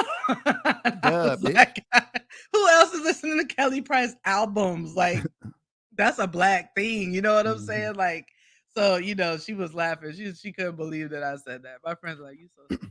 Like, yes. I know. I think that was cool to see though, because it was done right. You know what I'm saying? Yeah. So do you think Lee Daniels, because a lot of people are comparing now because of this particular film, the quality of it. They're comparing him to Tyler Perry and saying they're one and the same as far as the quality of their work. Do you think that's fair? I see the comparison. I don't think it's completely fair because these are black men. Whether you all agree with they like lifestyle or not, they still black men that don't have the same funding as other producers will have. A lot of times they doing shit on their own or with black money, and this is what they're able to pull off. Now, when Lee Daniels had white money to do some things, he produced some real good shit. When he had that Precious was done under Weinstein and them or some shit. So you got a little more room to do your thing. Think about the homie that did Black Panther, Kruger. What the fuck his name is? Ryan Coogler. Yeah, you get white money back in your production, you can produce a little better. But when you limited, this is what you get. Yeah. So with the limited funds, I think he did all right. You know what I'm saying? It's not that easy to put out some shit like this. You got to have placement. You got to have all these different actors. You got to have fucking catering. You got to have a lot to make a fucking film. So I think he did okay with what he had. Yeah. I agree. And let's think about his other work though, because didn't he do Empire? He did fucking do Empire. And Empire was good when it first started. And he did, I think he also did this show called Star on Fox, which I enjoyed. I never really watched that, but yeah, that was more of a girly show. Well, even Empire. I mean, a lot of straight men, we couldn't like get all the way into that. You know what I'm saying? But like the first season, everybody kind of was like, "Oh, what's this?" I mean, I watched some of it, or you be with a chick who watching it and you like, okay, I'm watching, I can sit here. But it wasn't my kind of show, I guess. But I still feel like I can see why they would compare him to Tyler Perry too, because you're gonna get some shit. I don't want to say. Don't say it. I want to say it wrong. Okay, think about it. I know. I'm trying to think of the right way. I'm feeling hella light skin tonight. Take your time, brother. Take your time, like we in church. Damn it! I'm about to vote for Trump. Looking at no, they servicing the audience that they got. Tyler Perry services older black church ladies and gay people, and Lee Daniels services gay people and young black women. And you can see they are servicing their audience. Listen, that is such a great point. Because like I was having a similar conversation with my roommate about Fast and the Furious franchise, and I was hating on it hard. And I'm like, listen, I hate that shit too. What else can they do? Like they need to stop making these movies, whatever. And then I was like, wait a minute. They making buku bucks. Like this is like over $1 billion franchise at this point. And they have a solid fan base that shows up and supports this. So they are feeding their fans. So why would they cater to a hater like me? You know, you don't never cater to your haters. You cater to your fans. And so I think that is the same with Tyler Perry and with Lee Daniels. They are catering to their core, and it would be very unfair and hurtful to their fans if they stopped because we were talking crap about them. You know? What about the Tyler Perry wigs that we all hate so much? Don't you know that in Atlanta, it's motherfuckers walking around in their everyday life with some really bad hair pieces, males and women? He might just be doing what he see. You know what I'm saying? Oh man, these motherfuckers walking around with some terrible units on their goddamn head. Yeah, that's true. But I've had my moments too. that was a good point though. Like they catering to their audience because like that fucking Fast and Furious shit is horrible. But all the Asian motherfuckers, all the car fanatics, Latinos, all the younger people, Latino, and then you know, let's really call these movies what they truly are. They're big commercials. So they actually getting a lot of their funding to even produce these movies for companies so they can place their products in the movie. Yep. So I mean, a lot of that. So it's like, why would you stop if the older church crowd likes soap? I mean, because think about that. Tyler Perry stuff is very soapy, right? Soap opera like. Yeah. Who used to watch a lot of soaps? Oh, you know, ladies. You know what I'm saying? The Young and the Restless and all that stuff. You know what I'm saying? So it's like they like these hammed up, you know, kind of storylines. And Tyler does try to, you know, do other things. Cause I still personally I liked that what was that D movie he had? The what was the one with Taraji? Where her husband was a kind of a bum in the beginning. And then damn, that shit was good. Fuck matrimony. What the fuck? It's something acrimony. Acrimony. What I thank you. I was saying I was about to say macaroni shit. I had you all over it. Yeah, acrimony. Like to me, that was actually a good movie. I enjoyed acrimony. That shit was good. Yeah. So but it was still low budget. It was low budget, but they only had like 3 locations they was filming that motherfucking movie. That shit, they had a house, a motherfucking workplace. They would, you know, but that's what I mean. Like they limited on funds on what they can do. But if the stories are good, yes, and you know, and they get the right, and this where they fall short, both of them sometimes. They pick some really shitty actors. I think the projects that they do that suck is because they fucking actors are terrible. They got that bad, and I think this is now. I'm about to get real. I don't want to say conspiracy, but what would you call it? What do I gotta say? What? To not not hypothetically. What do I gotta say? To not I'm trying to not take it seriously. Yeah, I'm trying to protect what I'm about to hypothetical. No, what I'm about to make up about it. When you about to say some shit you ain't sure of.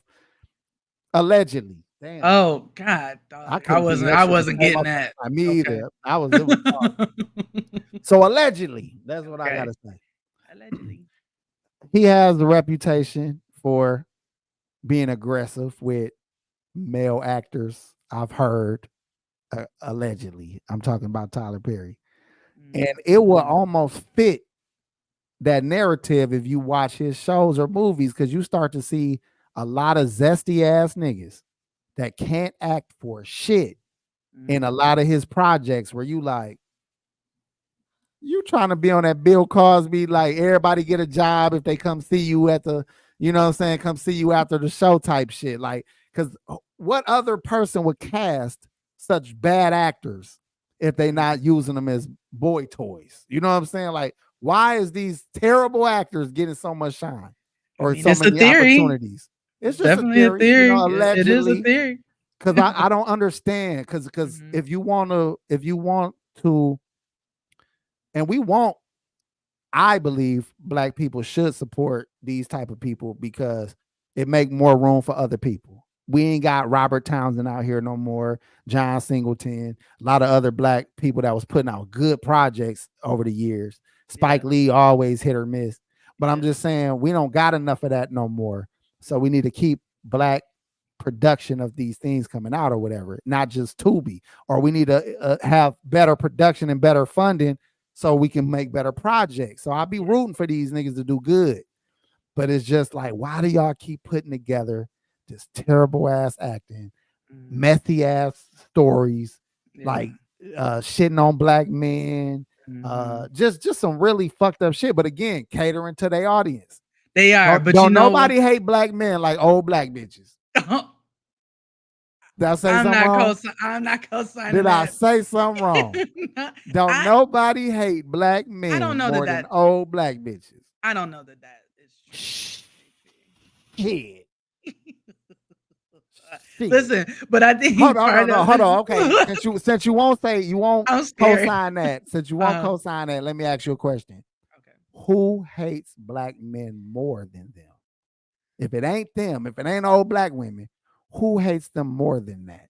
Don't you feel like white men hate y'all more than older black women? I personally think white men disregard black men more than hate them. I think they don't respect and don't even factor in, unless you like a straight up hillbilly from the mountains and y'all spend all y'all day preaching about the niggers and the Mexicans taking on your shit. That's a different kind of white man. But just a typical white person, even white men in power, I don't think they're even factoring in black men. Well, you know what? I don't know if I would say that's a good point. But I don't know that I would say older black women, because I feel like older black women coddle the boys in their family a lot more than the girls. I feel like they love y'all. I feel like they send a lot of young black men on dummy missions. I feel like they use their young black boys as protection for their fuck shit. I feel like they put their young black boys a lot of times in harm's way and allow them to be street niggas and allow them to have guns as teenagers and allow them to be the man of the house because they won't get their attitude and they act right a lot of times. And I think a lot of the problem is they are accepting of their sons having these street lifestyles. I see more women co-signing that shit than men. And so that can't be love because you're sending them. You sending them to die for you. You sending them to crash out for you. You almost, they be just as excited about their son getting home from jail and throwing parties and, and they don't give a, not all women, obviously. I know what you mean. But that's not love. And I don't think that, and even when those kids have kids, like when those teenage black boys got their son in the car, smoking and drinking, driving fast, no seatbelt, guns in the car, that ain't stemming from that young black male's thought processes. He's still living off of the way his mama raised him. But black men would never want their son to be on their way to jail and never want them to be stagnant in life or in danger. You know what I'm saying? Young black males, especially street niggas. Like people know how I grew up, and I would never want my kids like that ever. I get that. And something though, AP, I did just recently see an episode of a podcast where a woman was saying that she does not enjoy motherhood. Literally, that was the thumbnail. And I was like, let me click on this because I like to hear like real life stories. Mm-hmm. And she actually talked about it. She's a very kind-hearted, seemingly woman. But essentially, she was talking about how difficult motherhood is and that people aren't really honest about it. She's like, I have now a 30-something-year-old and a 20-something-year-old. So both my kids are good and grown, but it never stops when you're a mother. And she's like, my youngest child, gave me the most trouble and was in and out of jail, all these kind of things. And we were in the suburbs, but you would think that he, was out there in the hood, but it was like, no matter what we did, I could not protect him. And I can't, it's been very difficult. So sometimes you get what you get. And then sometimes, of course, yes, certain mothers. Like T.I.'s son. Yes. That's exactly what I said. I was like, that's like T.I.'s son. You get what you get. And I agree with that. Yeah. But I'm talking about the hood.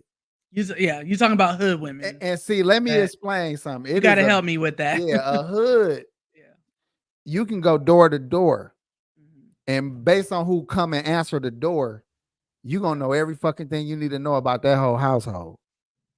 Yeah. You know what I'm saying? Now, yeah, black families, no matter where they are, have the trappings of society trying to push your kids into fuck shit because of the mainstream media and the music and all that shit. So you can have your son hidden in the hill somewhere. If he getting access to hip hop and access to, you know what I'm saying, drill music and shit like that, he can be influenced. But the hood itself, that nucleus of the neighborhood in the project or whatever, you see that. Remember we started talking about the Olympics, the blind leading the blind. Yes. And your coach blind, you blind, everybody fucking blind. The referees blind. Yeah. That's what's going on in the hood. Damn. Like I'm talking about generations of ignorance. I'm talking about straight ignorance. So that's producing a lot of what we see online. When we see the worst, craziest shit where we can't believe, like, that's crazy. Yeah. Trace it back to the ghetto.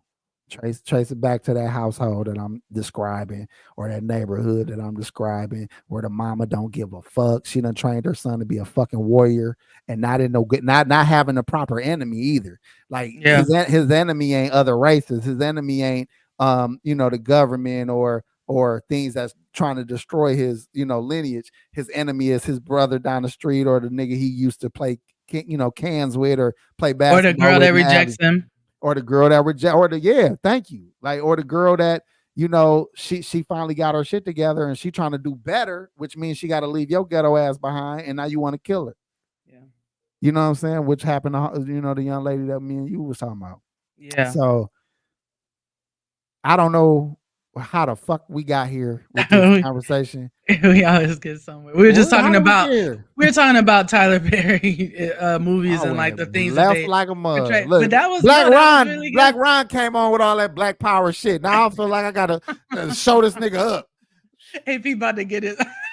Motherfucking koofy on, goddammit. I literally was about to say AP was about to get his koofy on. Nigga, I raised you. I see your sea moss and I raised you some wheatgrass, nigga.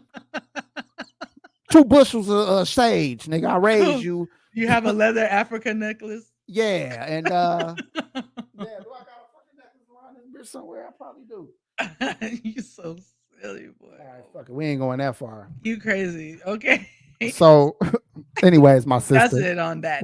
Yeah, let's move on. So let me ask you this. So DeAndre Bonds, who we know from a lot of movies like Tales from the Hood, he was in Snowfall. He's been in a lot of things. What was the other like classics that he was in? Because I'm drawing like he was in Sunset Park. He was in The Wood.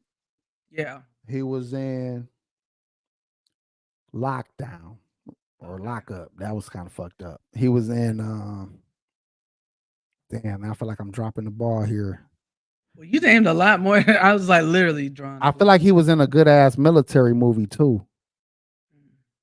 I think I seen him in a military movie. He was in a lot of shit, man. Okay. A lot of shit. Tales from the Hood. He was in yeah. So that's the brother. So that guy. Snowfall, he was the one that was like the on LSD and stuff like that in Snowfall. So he recently was doing an interview with the Art of Dialogue, and he made a statement saying that essentially these hoes ain't loyal. He said that if your wife works in a prison, she's in there getting down with the inmates. Now he did kind of said like, well, husband or wife, whatever, they all messing with each other, whatever, in prison.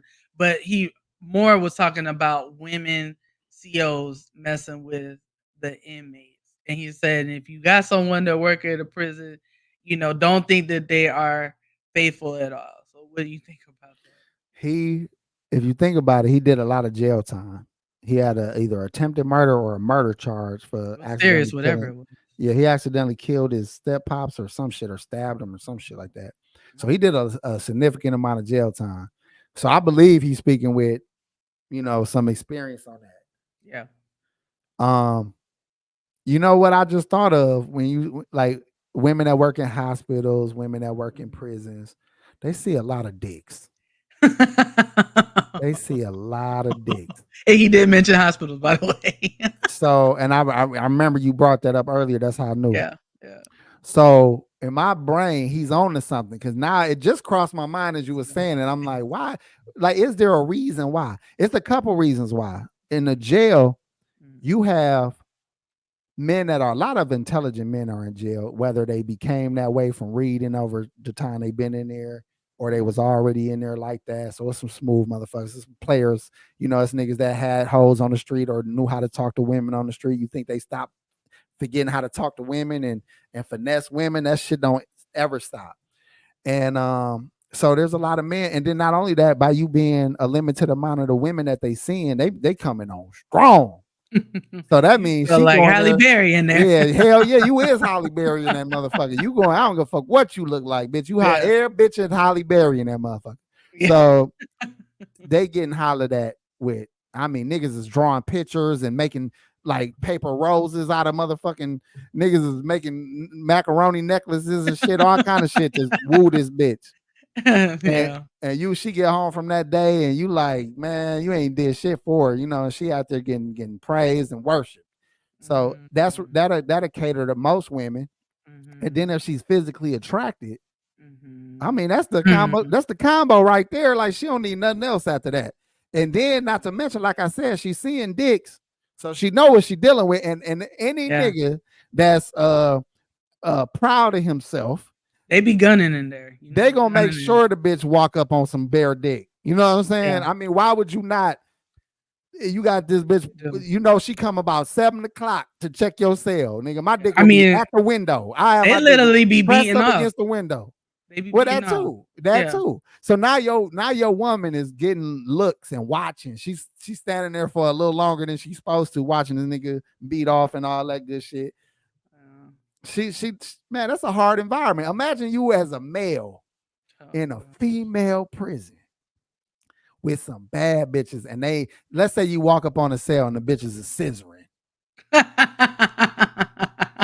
Which one of you niggas is going to stop or break that shit up without watching a significant amount of scissoring before you fucking do something about it? Sure, I think even if they just playing with each other's breasts, like, y'all would be like, that's mid. You got to remember the male guard, he get to go home. You know what I'm saying? He ain't as thirsty as the male prisoner. Right. You know what I'm saying? You got to be scissoring for me to get involved. You know what I'm saying? I don't want to see that breast caressing. Like, that's the corniest shit ever. If you a nigga that get off on soft porn, kill yourself, nigga. Like, that shit is the fuck kind of sensitive ass nigga is you? You need the real deal. I need that hardcore scissoring is sexy. I want them bitches to start a fire in that motherfucker with their goddamn clits. I want that clits rubbing so hard that the motherfucker fire start. Goddamn it. No. Oh my god. So where the fuck was we going? Oh, okay. Yeah. So now women in the hospital. Same shit. But with the now, I don't want to say they dealing with patients. That's pretty gross. A lot of patients are sick. They at their worst. You got to be a fucking different kind of demon to get excited about a sick person. It's their coworkers. But there's a lot of professional men in the hospital. There's a lot of men that make good money. There's a lot of men that are fit, because typically a lot of guys who are disciplined enough for school, they disciplined enough for gyms. They got enough money to travel and go in the world, so they got their abs together because they about to take a bitch to Cabo. You know what I'm saying? So it's a lot of players in the motherfucking, you know what I'm saying, hospital environment too. You know what I'm saying? So your woman don't matter where she works. I don't give a fuck if it's Wendy's, Walmart, goddamn the White House. There's niggas at her job trying to fuck. And even the best of women cannot turn down that one nigga. You know what I'm saying? She might turn down a lot of them, but it's that one. It's some that, because that one nigga that can fuck her caught her eye before he ever said a word. Before he ever said shit to her, she already was like, And then all of a sudden he speak to her like a week later. Good morning. She like, Big goofy ass. It's nothing like your crush giving you attention or even crushing back on you. And guess what, fellas? Yeah. Now all of a sudden she's starting to pay a little more time in the morning getting ready for work. She's getting up a little earlier to get her face whipped, to get her hair done and together. She's wearing different shit. She's making sure her thongs and her matching panty set is under her outfit and visible. You understand what I'm trying to tell y'all? She got oil on and she going to her same job that she been going on. That she used to leave her body gray under her fucking clothes. Now the bitch is moisturized. You don't want to be ashy no more. These are things to think about. When your girl used to be gray, like had gray legs, she wasn't fucking nobody. When she wasn't keeping the coochie shave, she wasn't fucking nobody. Now the bitch stay bald head down there, moisturized from head to toe, booty crack even shining. Because you know some bitches forget to moisturize. That's the Brazilian. Crack. So yeah. Oh, you talking about the moisture? Yeah, they forget to moisturize that crack. So I'm just saying, when that shit start happening, you know somebody done got her attention. You know what I'm saying? But this don't matter where she works. She could be at fucking McDonald's. It does not matter. It don't even matter what kind of relationship y'all got. Y'all can have a great relationship. Women see what they want. And if they get an opportunity to get what they want, they will justify doing it. That could be buying a fucking purse. That could be fucking a dude at work. They will find a reason to do either one. Even though either one might set y'all relationship and family back. That bitch will buy a $5,000 purse and fuck a nigga. But you know what? Some women though are afraid of cheating because it's, to me, I could never like fathom, you know, being out and about and then like I'm laying in the bed next to you, but I just fuck. Like I don't know. I've never like done that, so I can't imagine it. You know what I'm saying? So I think there's women that really just like that. You just, even if you have a crush and you're attracted to the person, you think they fine or whatever, you would never do nothing with them because I don't know. It just feels. This is why I know that's not true. It's true because you didn't never get to the actual point of doing it. But it's a slow burn for some women. Some women are stronger than others and they can hold off longer, but they cannot get the constant attention without breaking at some point. Because what happens is while they fighting that feeling and they at home with you fellas, they starting to fantasize about that nigga. They are visualizing all the sex she would be having with that nigga. Yeah, and how that happens. And all of that. Because women are definitely all in there with their sexuality. Yeah. So after a while, if he finally catches her at that moment where she just dreamed about this nigga last night, it's over, man. She's going to do it. No matter where. No matter where. It ain't just the prisons. No matter where. You could be a dignified woman who, you know, got a lot of money, and the only place he can fuck you on is a shed in the back of a house on the ground with some leaves on it. Your little dignified ass wife would be down there sucking dick in the shed and getting bent over in a fucking looking at a rusty ass goddamn chainsaw. Riding this nigga with her knees, scuffing her knees up. Oh my God. Fuck about splinters in her knees. And I'm gonna tell y'all what I just said just now, this little stupid ass scenario turned some bitches on that heard it. There's some bitches like, I do want to get fucked in a shed. That's so sexy. These bitches read their books, read their sex books or their little novels. They novels got all this dumbass shit in it. So when they finally get a chance, but am I lying though? Like, wouldn't the novel be like, he took me into the shed. Yeah. He, you know what I'm saying? He slapped my head with some grease and it was dripping down in my bitches is stupid. Oh my God. Hey, leave our fantasies alone. It's all good. Look, I'm just thinking bugs. Like the whole time you talk about, I'm like, oh no. bugs. It'll be bugs in there. But that's what snakes, I'm trying probably. to tell Hell you. no. Women Look, right, Joe Black. dog, Dirty women would minds. have 30 motherfucking mosquito bites on her ass, and you like, where the fuck was you at to get 30 motherfucking? She was fucking that nigga in the park. She was fucking that nigga at the beach. In the beach, the back of some weird ass fucking parking lot. Fellas, y'all got to be, y'all ain't woke. Niggas don't be real woke on what be going on out here, dog. Hey, if y'all want to hear more of my more smut, my salacious situations, ladies, specifically ladies, there's a book I wrote on Amazon called Dirty Minds. Go ahead and pick you up a copy, and pick your friend up a copy, and pick your mama and your auntie up a copy. All right, thank you very much. It's good. I will tell y'all, as a reader of the author AP, it is a good book. It is definitely graphic. It's graphic. But if you you want to be turned on, ladies, and you want to have that fantasy, that kind of Zane moment, there is a bunch of short stories. And he did his thing. AP did his thing. I'm not even gonna lie. He's so nasty. You look like a badass kid. A badass kid that was stealing your uncle magazines, like you say. This how Ron look when he get that plug on that motherfucking CMOS. He be like, I'm about to fuck the streets up. I got 30 kilos of motherfucking CMOS. That's not cool. This nigga took a fucking rowboat through Taiwan to get some motherfucking CMOS and shit. This nigga was looking like Frank Lucas, sweating like a motherfucker in the jungle and shit to get his CMOS plug. Yeah. So what else we got? Let's try to. That's all of it. I mean, we had some relationship questions, but I mean, those are like evergreen. We go 2.5 hours typically, and we only had 2 hours and 10 minutes, less than 10 minutes. I just wanted. I didn't know how you was feeling. 30 more minutes is perfect.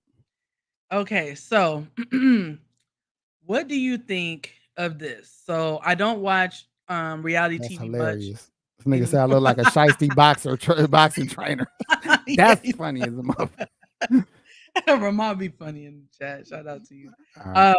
So what do you think of this scenario? I don't watch a lot of reality TV anymore, but I did see that one of the Braxtons, Tracy Braxton, Tony Braxton's oldest sister, passed away, and she left like all of her money and everything to her son. She had one son. She was married at the time that she died for over like 30 years, but she left all her money to her son, and she made him the executor of her estate. And this is causing some divisiveness between the son and his father because he's honoring the mother's wishes, I guess, and not, giving him money or not, including him in everything. And she even went as far as to have her meetings with the lawyer recorded, I guess, so that it could be understood like these are her wishes and she's not being coerced, it's not fake. But what do you think about that? Like, what do you think would make a person shut their spouse out so completely from inheriting when they've been married that long and we're still a drug problem? That's the only thing I could think that'll make somebody, because they was together, from my understanding, all the way to the end. Am I correct? Yeah, they were still married. Yeah. So she was with her husband and she rolled with him to the end. But a wise person that has some kind of money to leave behind or something important to leave behind, you might have rolled with him as your husband, but you knew better than to leave that nigga with the responsibility of taking care of the money or the house or the things that was left behind. And what would make a person not want to give somebody they love enough to stay with access to that kind of control is probably drugs. Homie probably got a drug problem that she knew about for years. I wouldn't even doubt if she wasn't partying with him, but she knew, like, we won't have shit if I leave it with this nigga. This nigga gonna die like David Ruffin. Oh God! I guess I ain't gonna be there. You know what I'm saying? He gonna miss his own show. Fucking with, if he get access to the the Lincoln Continental, that shit going to the dope man. Yeah. So I think she's smart enough to not leave that money behind because she know he has either substance abuse problems or gambling problems or he owned a loan shark. I don't fucking know. I just know she know that man should not get that money.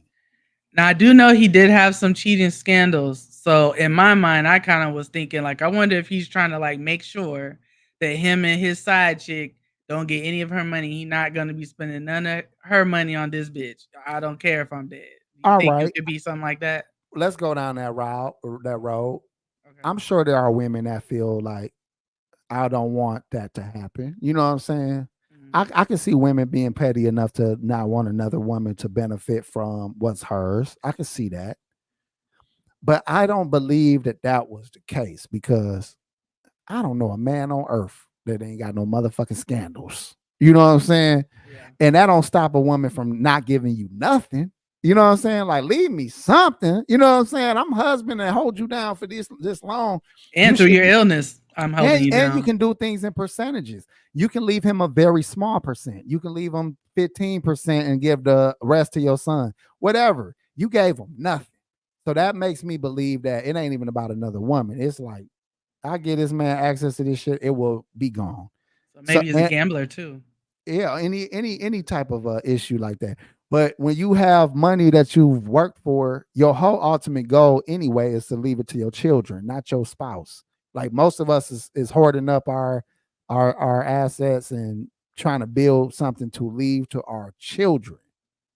You know, yeah. If I pass away, of course I want my wife to be straight. So she got a good amount of money coming her way. But I also got that shit divvied up to where everybody get what they supposed to get. Side babies, you get a smaller percentage than real babies. Oh my God. Don't ask no questions. Don't feel no way about it. Don't be mad at the real babies. Your mamas was not planned. I didn't expect to get them pregnant. I did my job. You is in the wheel. It's just a different percentage. But they're still in there. So. It's in there. Yeah. It's just a different percentage. I love you too. Like, listen, I love you too. But my real babies. Look, let me tell you a story about Abraham. Real babies. Abraham had Isaac. Okay. Okay. And then he had Ishmael with his side bitch. Okay. And when Ishmael's mother started giving his real wife problems, God told him to cast Ishmael aside and cast his mother out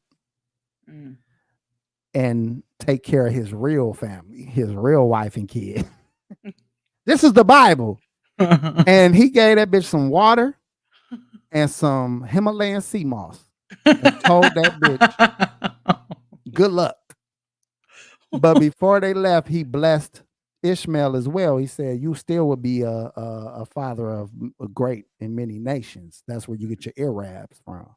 Oh. So he still blessed his side chick. I mean, his side baby. Okay. That's why I said you still get a percentage. But the but the blessing of God, I got to give to my real kids. You know what I'm saying? So that's these Bible. Terms are throwing me. That's the Bible. Okay. That's okay. Anybody want to disagree? Do we got I know you know the Bible that want to disagree with that being the case? You see, the last unicorn said, wasn't Rachel his wife's sister too? Was that true? I don't believe so. I believe they had different races. Because if I'm not mistaken, she was actually like a Egyptian or some shit. She had a different race as. You make me want to look that up now. And I don't think her fucking name was Rachel either. I don't think that was her name either. Oh, okay.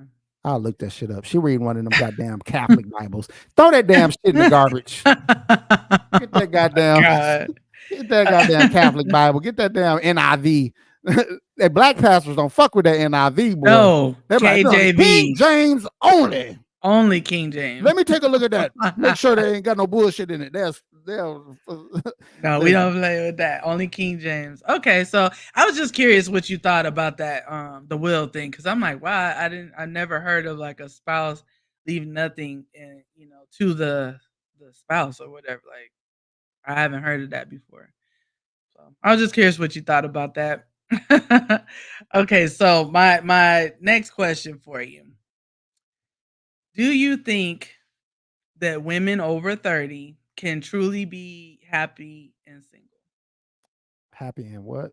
Single. Happy and single. Can Mhm. women over 30 be happy and single? Of course they can. Um, can they be happy and single without a male or a sexual partner? No. Mm, I think if a woman is over 30 and single and mhm, has no lover in her life, mm. she's not happy. I can't see that. I could be wrong. I'm not a woman. Yeah. I don't believe that can be true. But I believe that a woman that's over 30 that is getting her back blown out, Mhm. even if it's mild, even if it's real mild, Mhm. she is in a situation that she can definitely be happy. What do you think as a I woman that's I over 30? I agree with you somewhat. The only thing is like I've never like actively just been single, like with no lover, with no nothing. So for me personally, I will say for me, I would not be happy. Not having a lover in my life and not having attention, time, any of those things, sexual connection, those things are important to me. So even if, I don't have an actual like this is my boyfriend, this is my man, we doing going here and there together, if we have a connection and we spend time together and we have great sex, that is definitely something I need in my life. And it just with the one person or whatever, then I'm good and I am gonna be happy. But there are women that are actively celibate, like truly like years in celibate, and truly say that they're happy, and I don't want to take that from them and say there's no way, girl.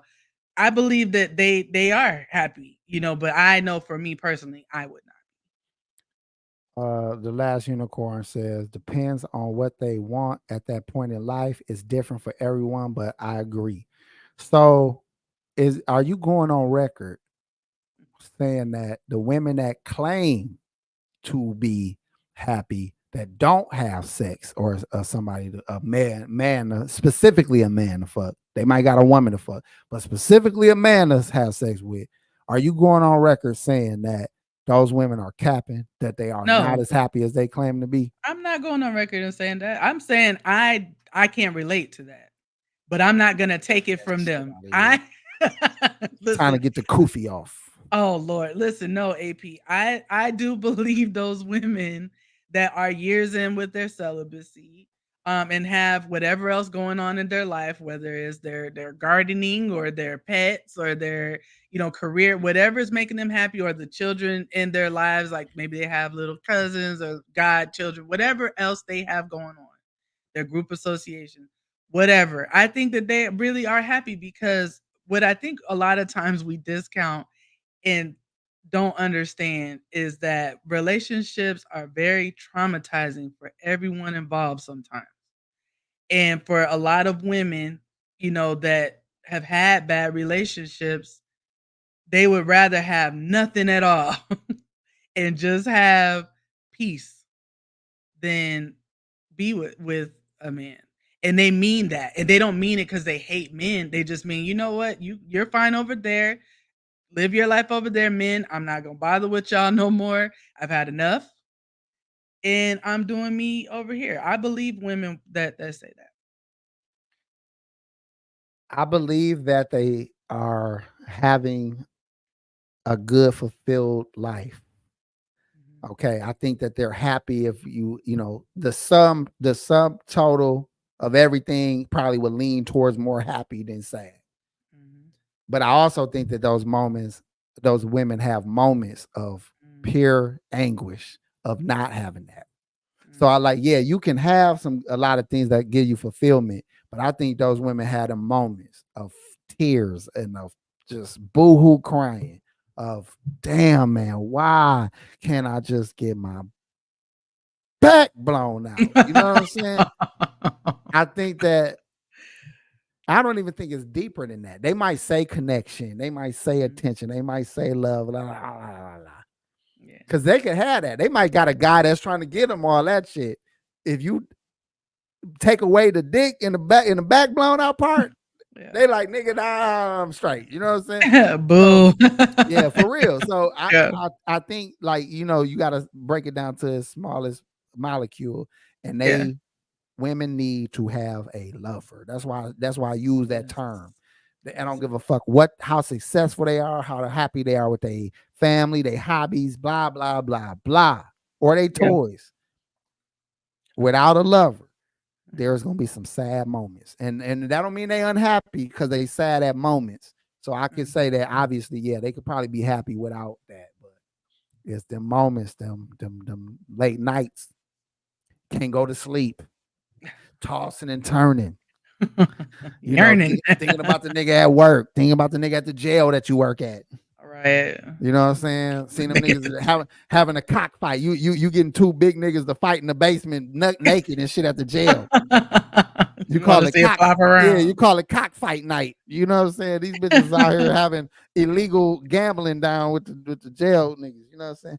So yeah, I think that's possible. To answer the question completely, yes, a woman could be over 30, single and happy, but without a lover, there's going to be a lot of sad moments. I'm leaving it. I think that was a very full answer.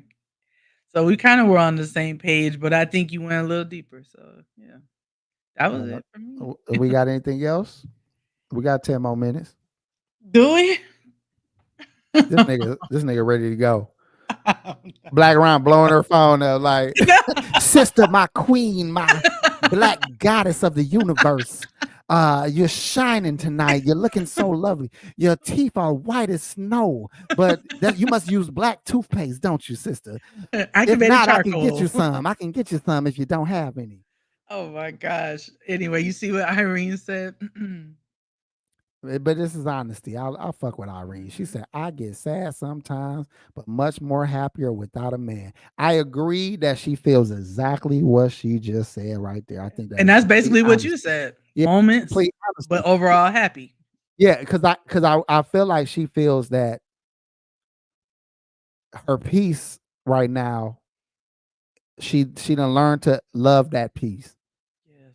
And in search of a man that might make her not feel lonesome at times ain't worth him possibly fucking that piece up. Mm-hmm. So it's like, you know what? I would like it, but I won't like it more than I like this piece I done got. Yes. And older men get to that point too, where, smart older men. Mm-hmm. Quite honestly, I can't even say that because you got people like Judge Mathis who old as hell. Probably should have already been at the house. You know what I'm saying? Like, don't get mad now. You know what I'm saying? You should have been already at the house, Sloja Road, and be trying to party a little too long past a grace period. And then when we try to get ready, it'd be too fucking late. Yeah. If I made sense to anybody out there. You did. Look, see, AP knows, man. AP is a psychic. AP do be knowing. You be calling stuff.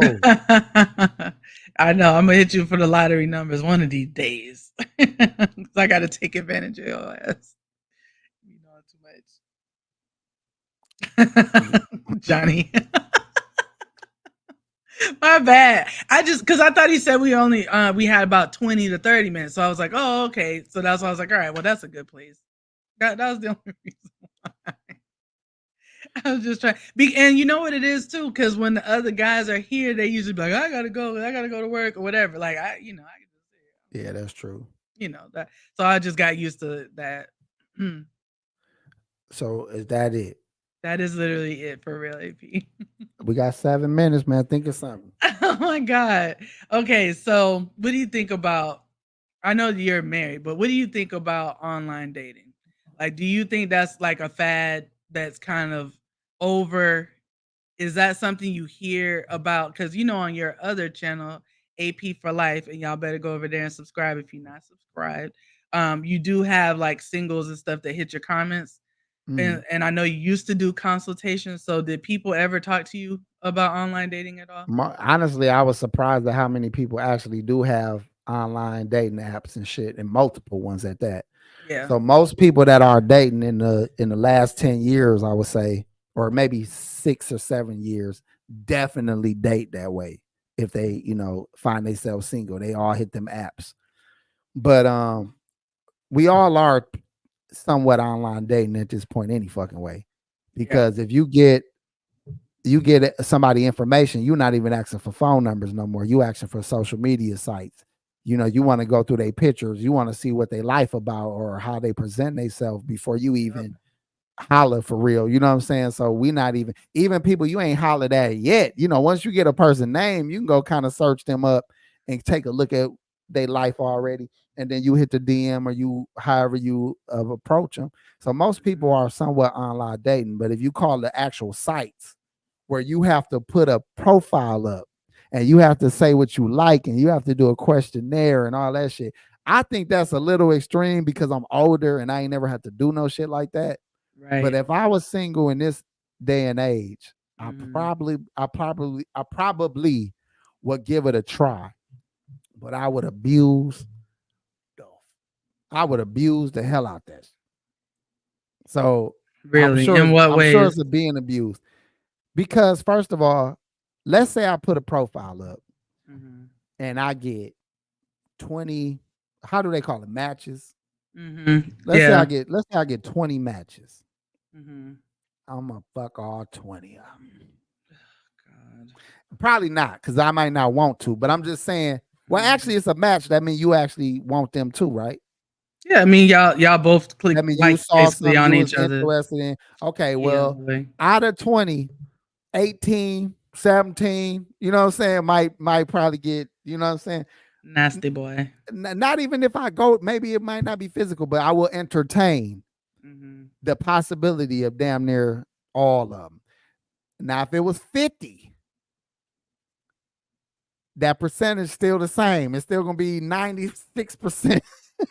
If it was 200 like matches, I'm gonna entertain about 96% of them bitches. So I don't know if that's a good thing. I think women do this.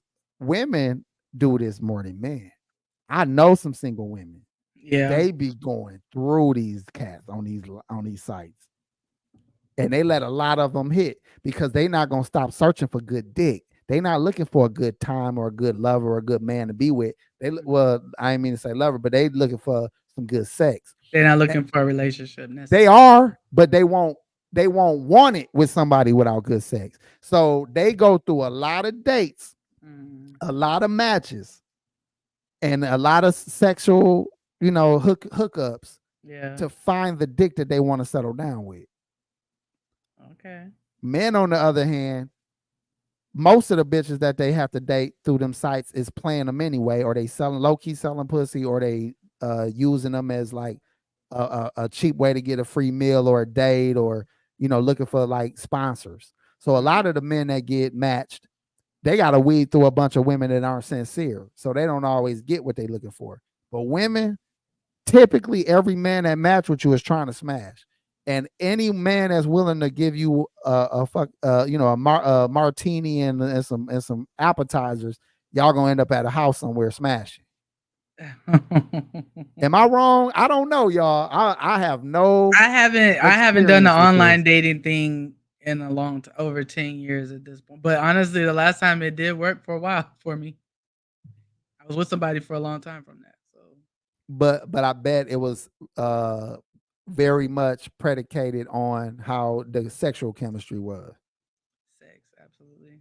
See what I'm saying? So you could have went through 5 dates, and 5 of them was excellent men, got their stuff together, really was polite to you, treated you great, took you out to eat, in any other regard. You saw their profile, so you was attracted to. There was nothing about them that disqualified them until y'all smashed, and you was like, let me. And then let's say the first one is good. Some women might try all other 4 before she locked that down. I wasn't having a lot of sex from the app that I was on, but I was on. Irene, like, okay, wrong on that one. AP Irene, ain't you 67?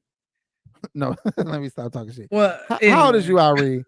She is in her 60s. I don't think So she's yeah, I do 67. remember you saying you in your 60s. This ain't this That's this not I, LaDonna. This is Irene. They're I both around understand, the same age. but I know she definitely is in, you know, in that good prime years right there, and probably early 60s or late 50s.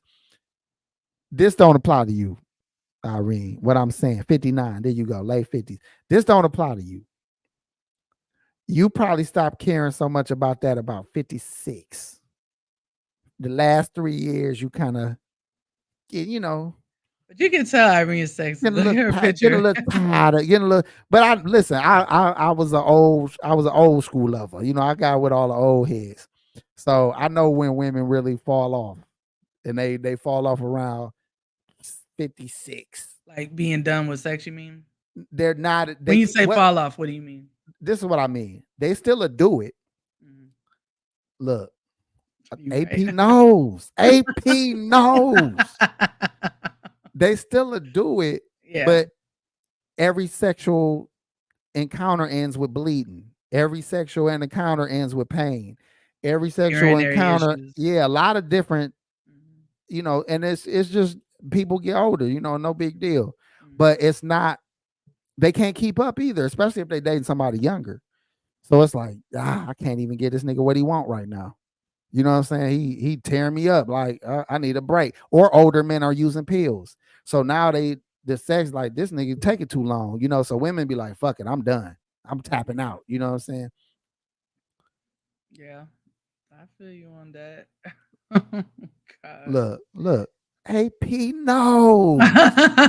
AP knows. You getting your credit tonight. Do you feel good? Because I know how important that is to you. I want my credit, man. Because listen, man, I ain't right about everything. I never claim to What be. you say? Look, what I tell y'all, man. I was that 10-year younger type of dude. I always dealt with older women. And it always came to a conversation where I knew they loved me. I knew they wanted to deal with me. They got to a place where they just knew they couldn't no more. And it broke their heart because they like, I can't even handle this shit no more. How do I tell them that I'm having blood in my pee? And my doctor told me my kidneys is getting weak. You know what I'm saying? Yeah. They don't, you know, you gotta have that tough conversation, man. But or during sex, they gotta pee 15 times. You know what I'm saying? Yeah. Hey man, AP knows. AP knows. All right, we're gonna end it on that, man. This was a great show. Shout out to Blaq Ron for gracing us with the with his pull up on the show, man. Yes. Y'all make sure y'all supporting this comedy. Binky did her thing. We did this without the other G's. You know, keep them in your prayers. You know, and we're gonna end on that note. You got anything you want to say before we get up out of here, Binky? I just want to say thank you guys, everybody, for sticking around and joining the show with us. Like I said, I'm working on a Facebook page for the 3G, so I'll put that link in here. And we haven't said this in a while, but definitely, if you haven't, follow us on Spotify, Apple Music, you know, iHeart Media, all that stuff, because I'm putting the audio up there. I am back to doing that, so definitely Right, do bet. that. Thank you guys. Thank you for all that you do for the channel, Binky. And we up out of here, y'all. Peace.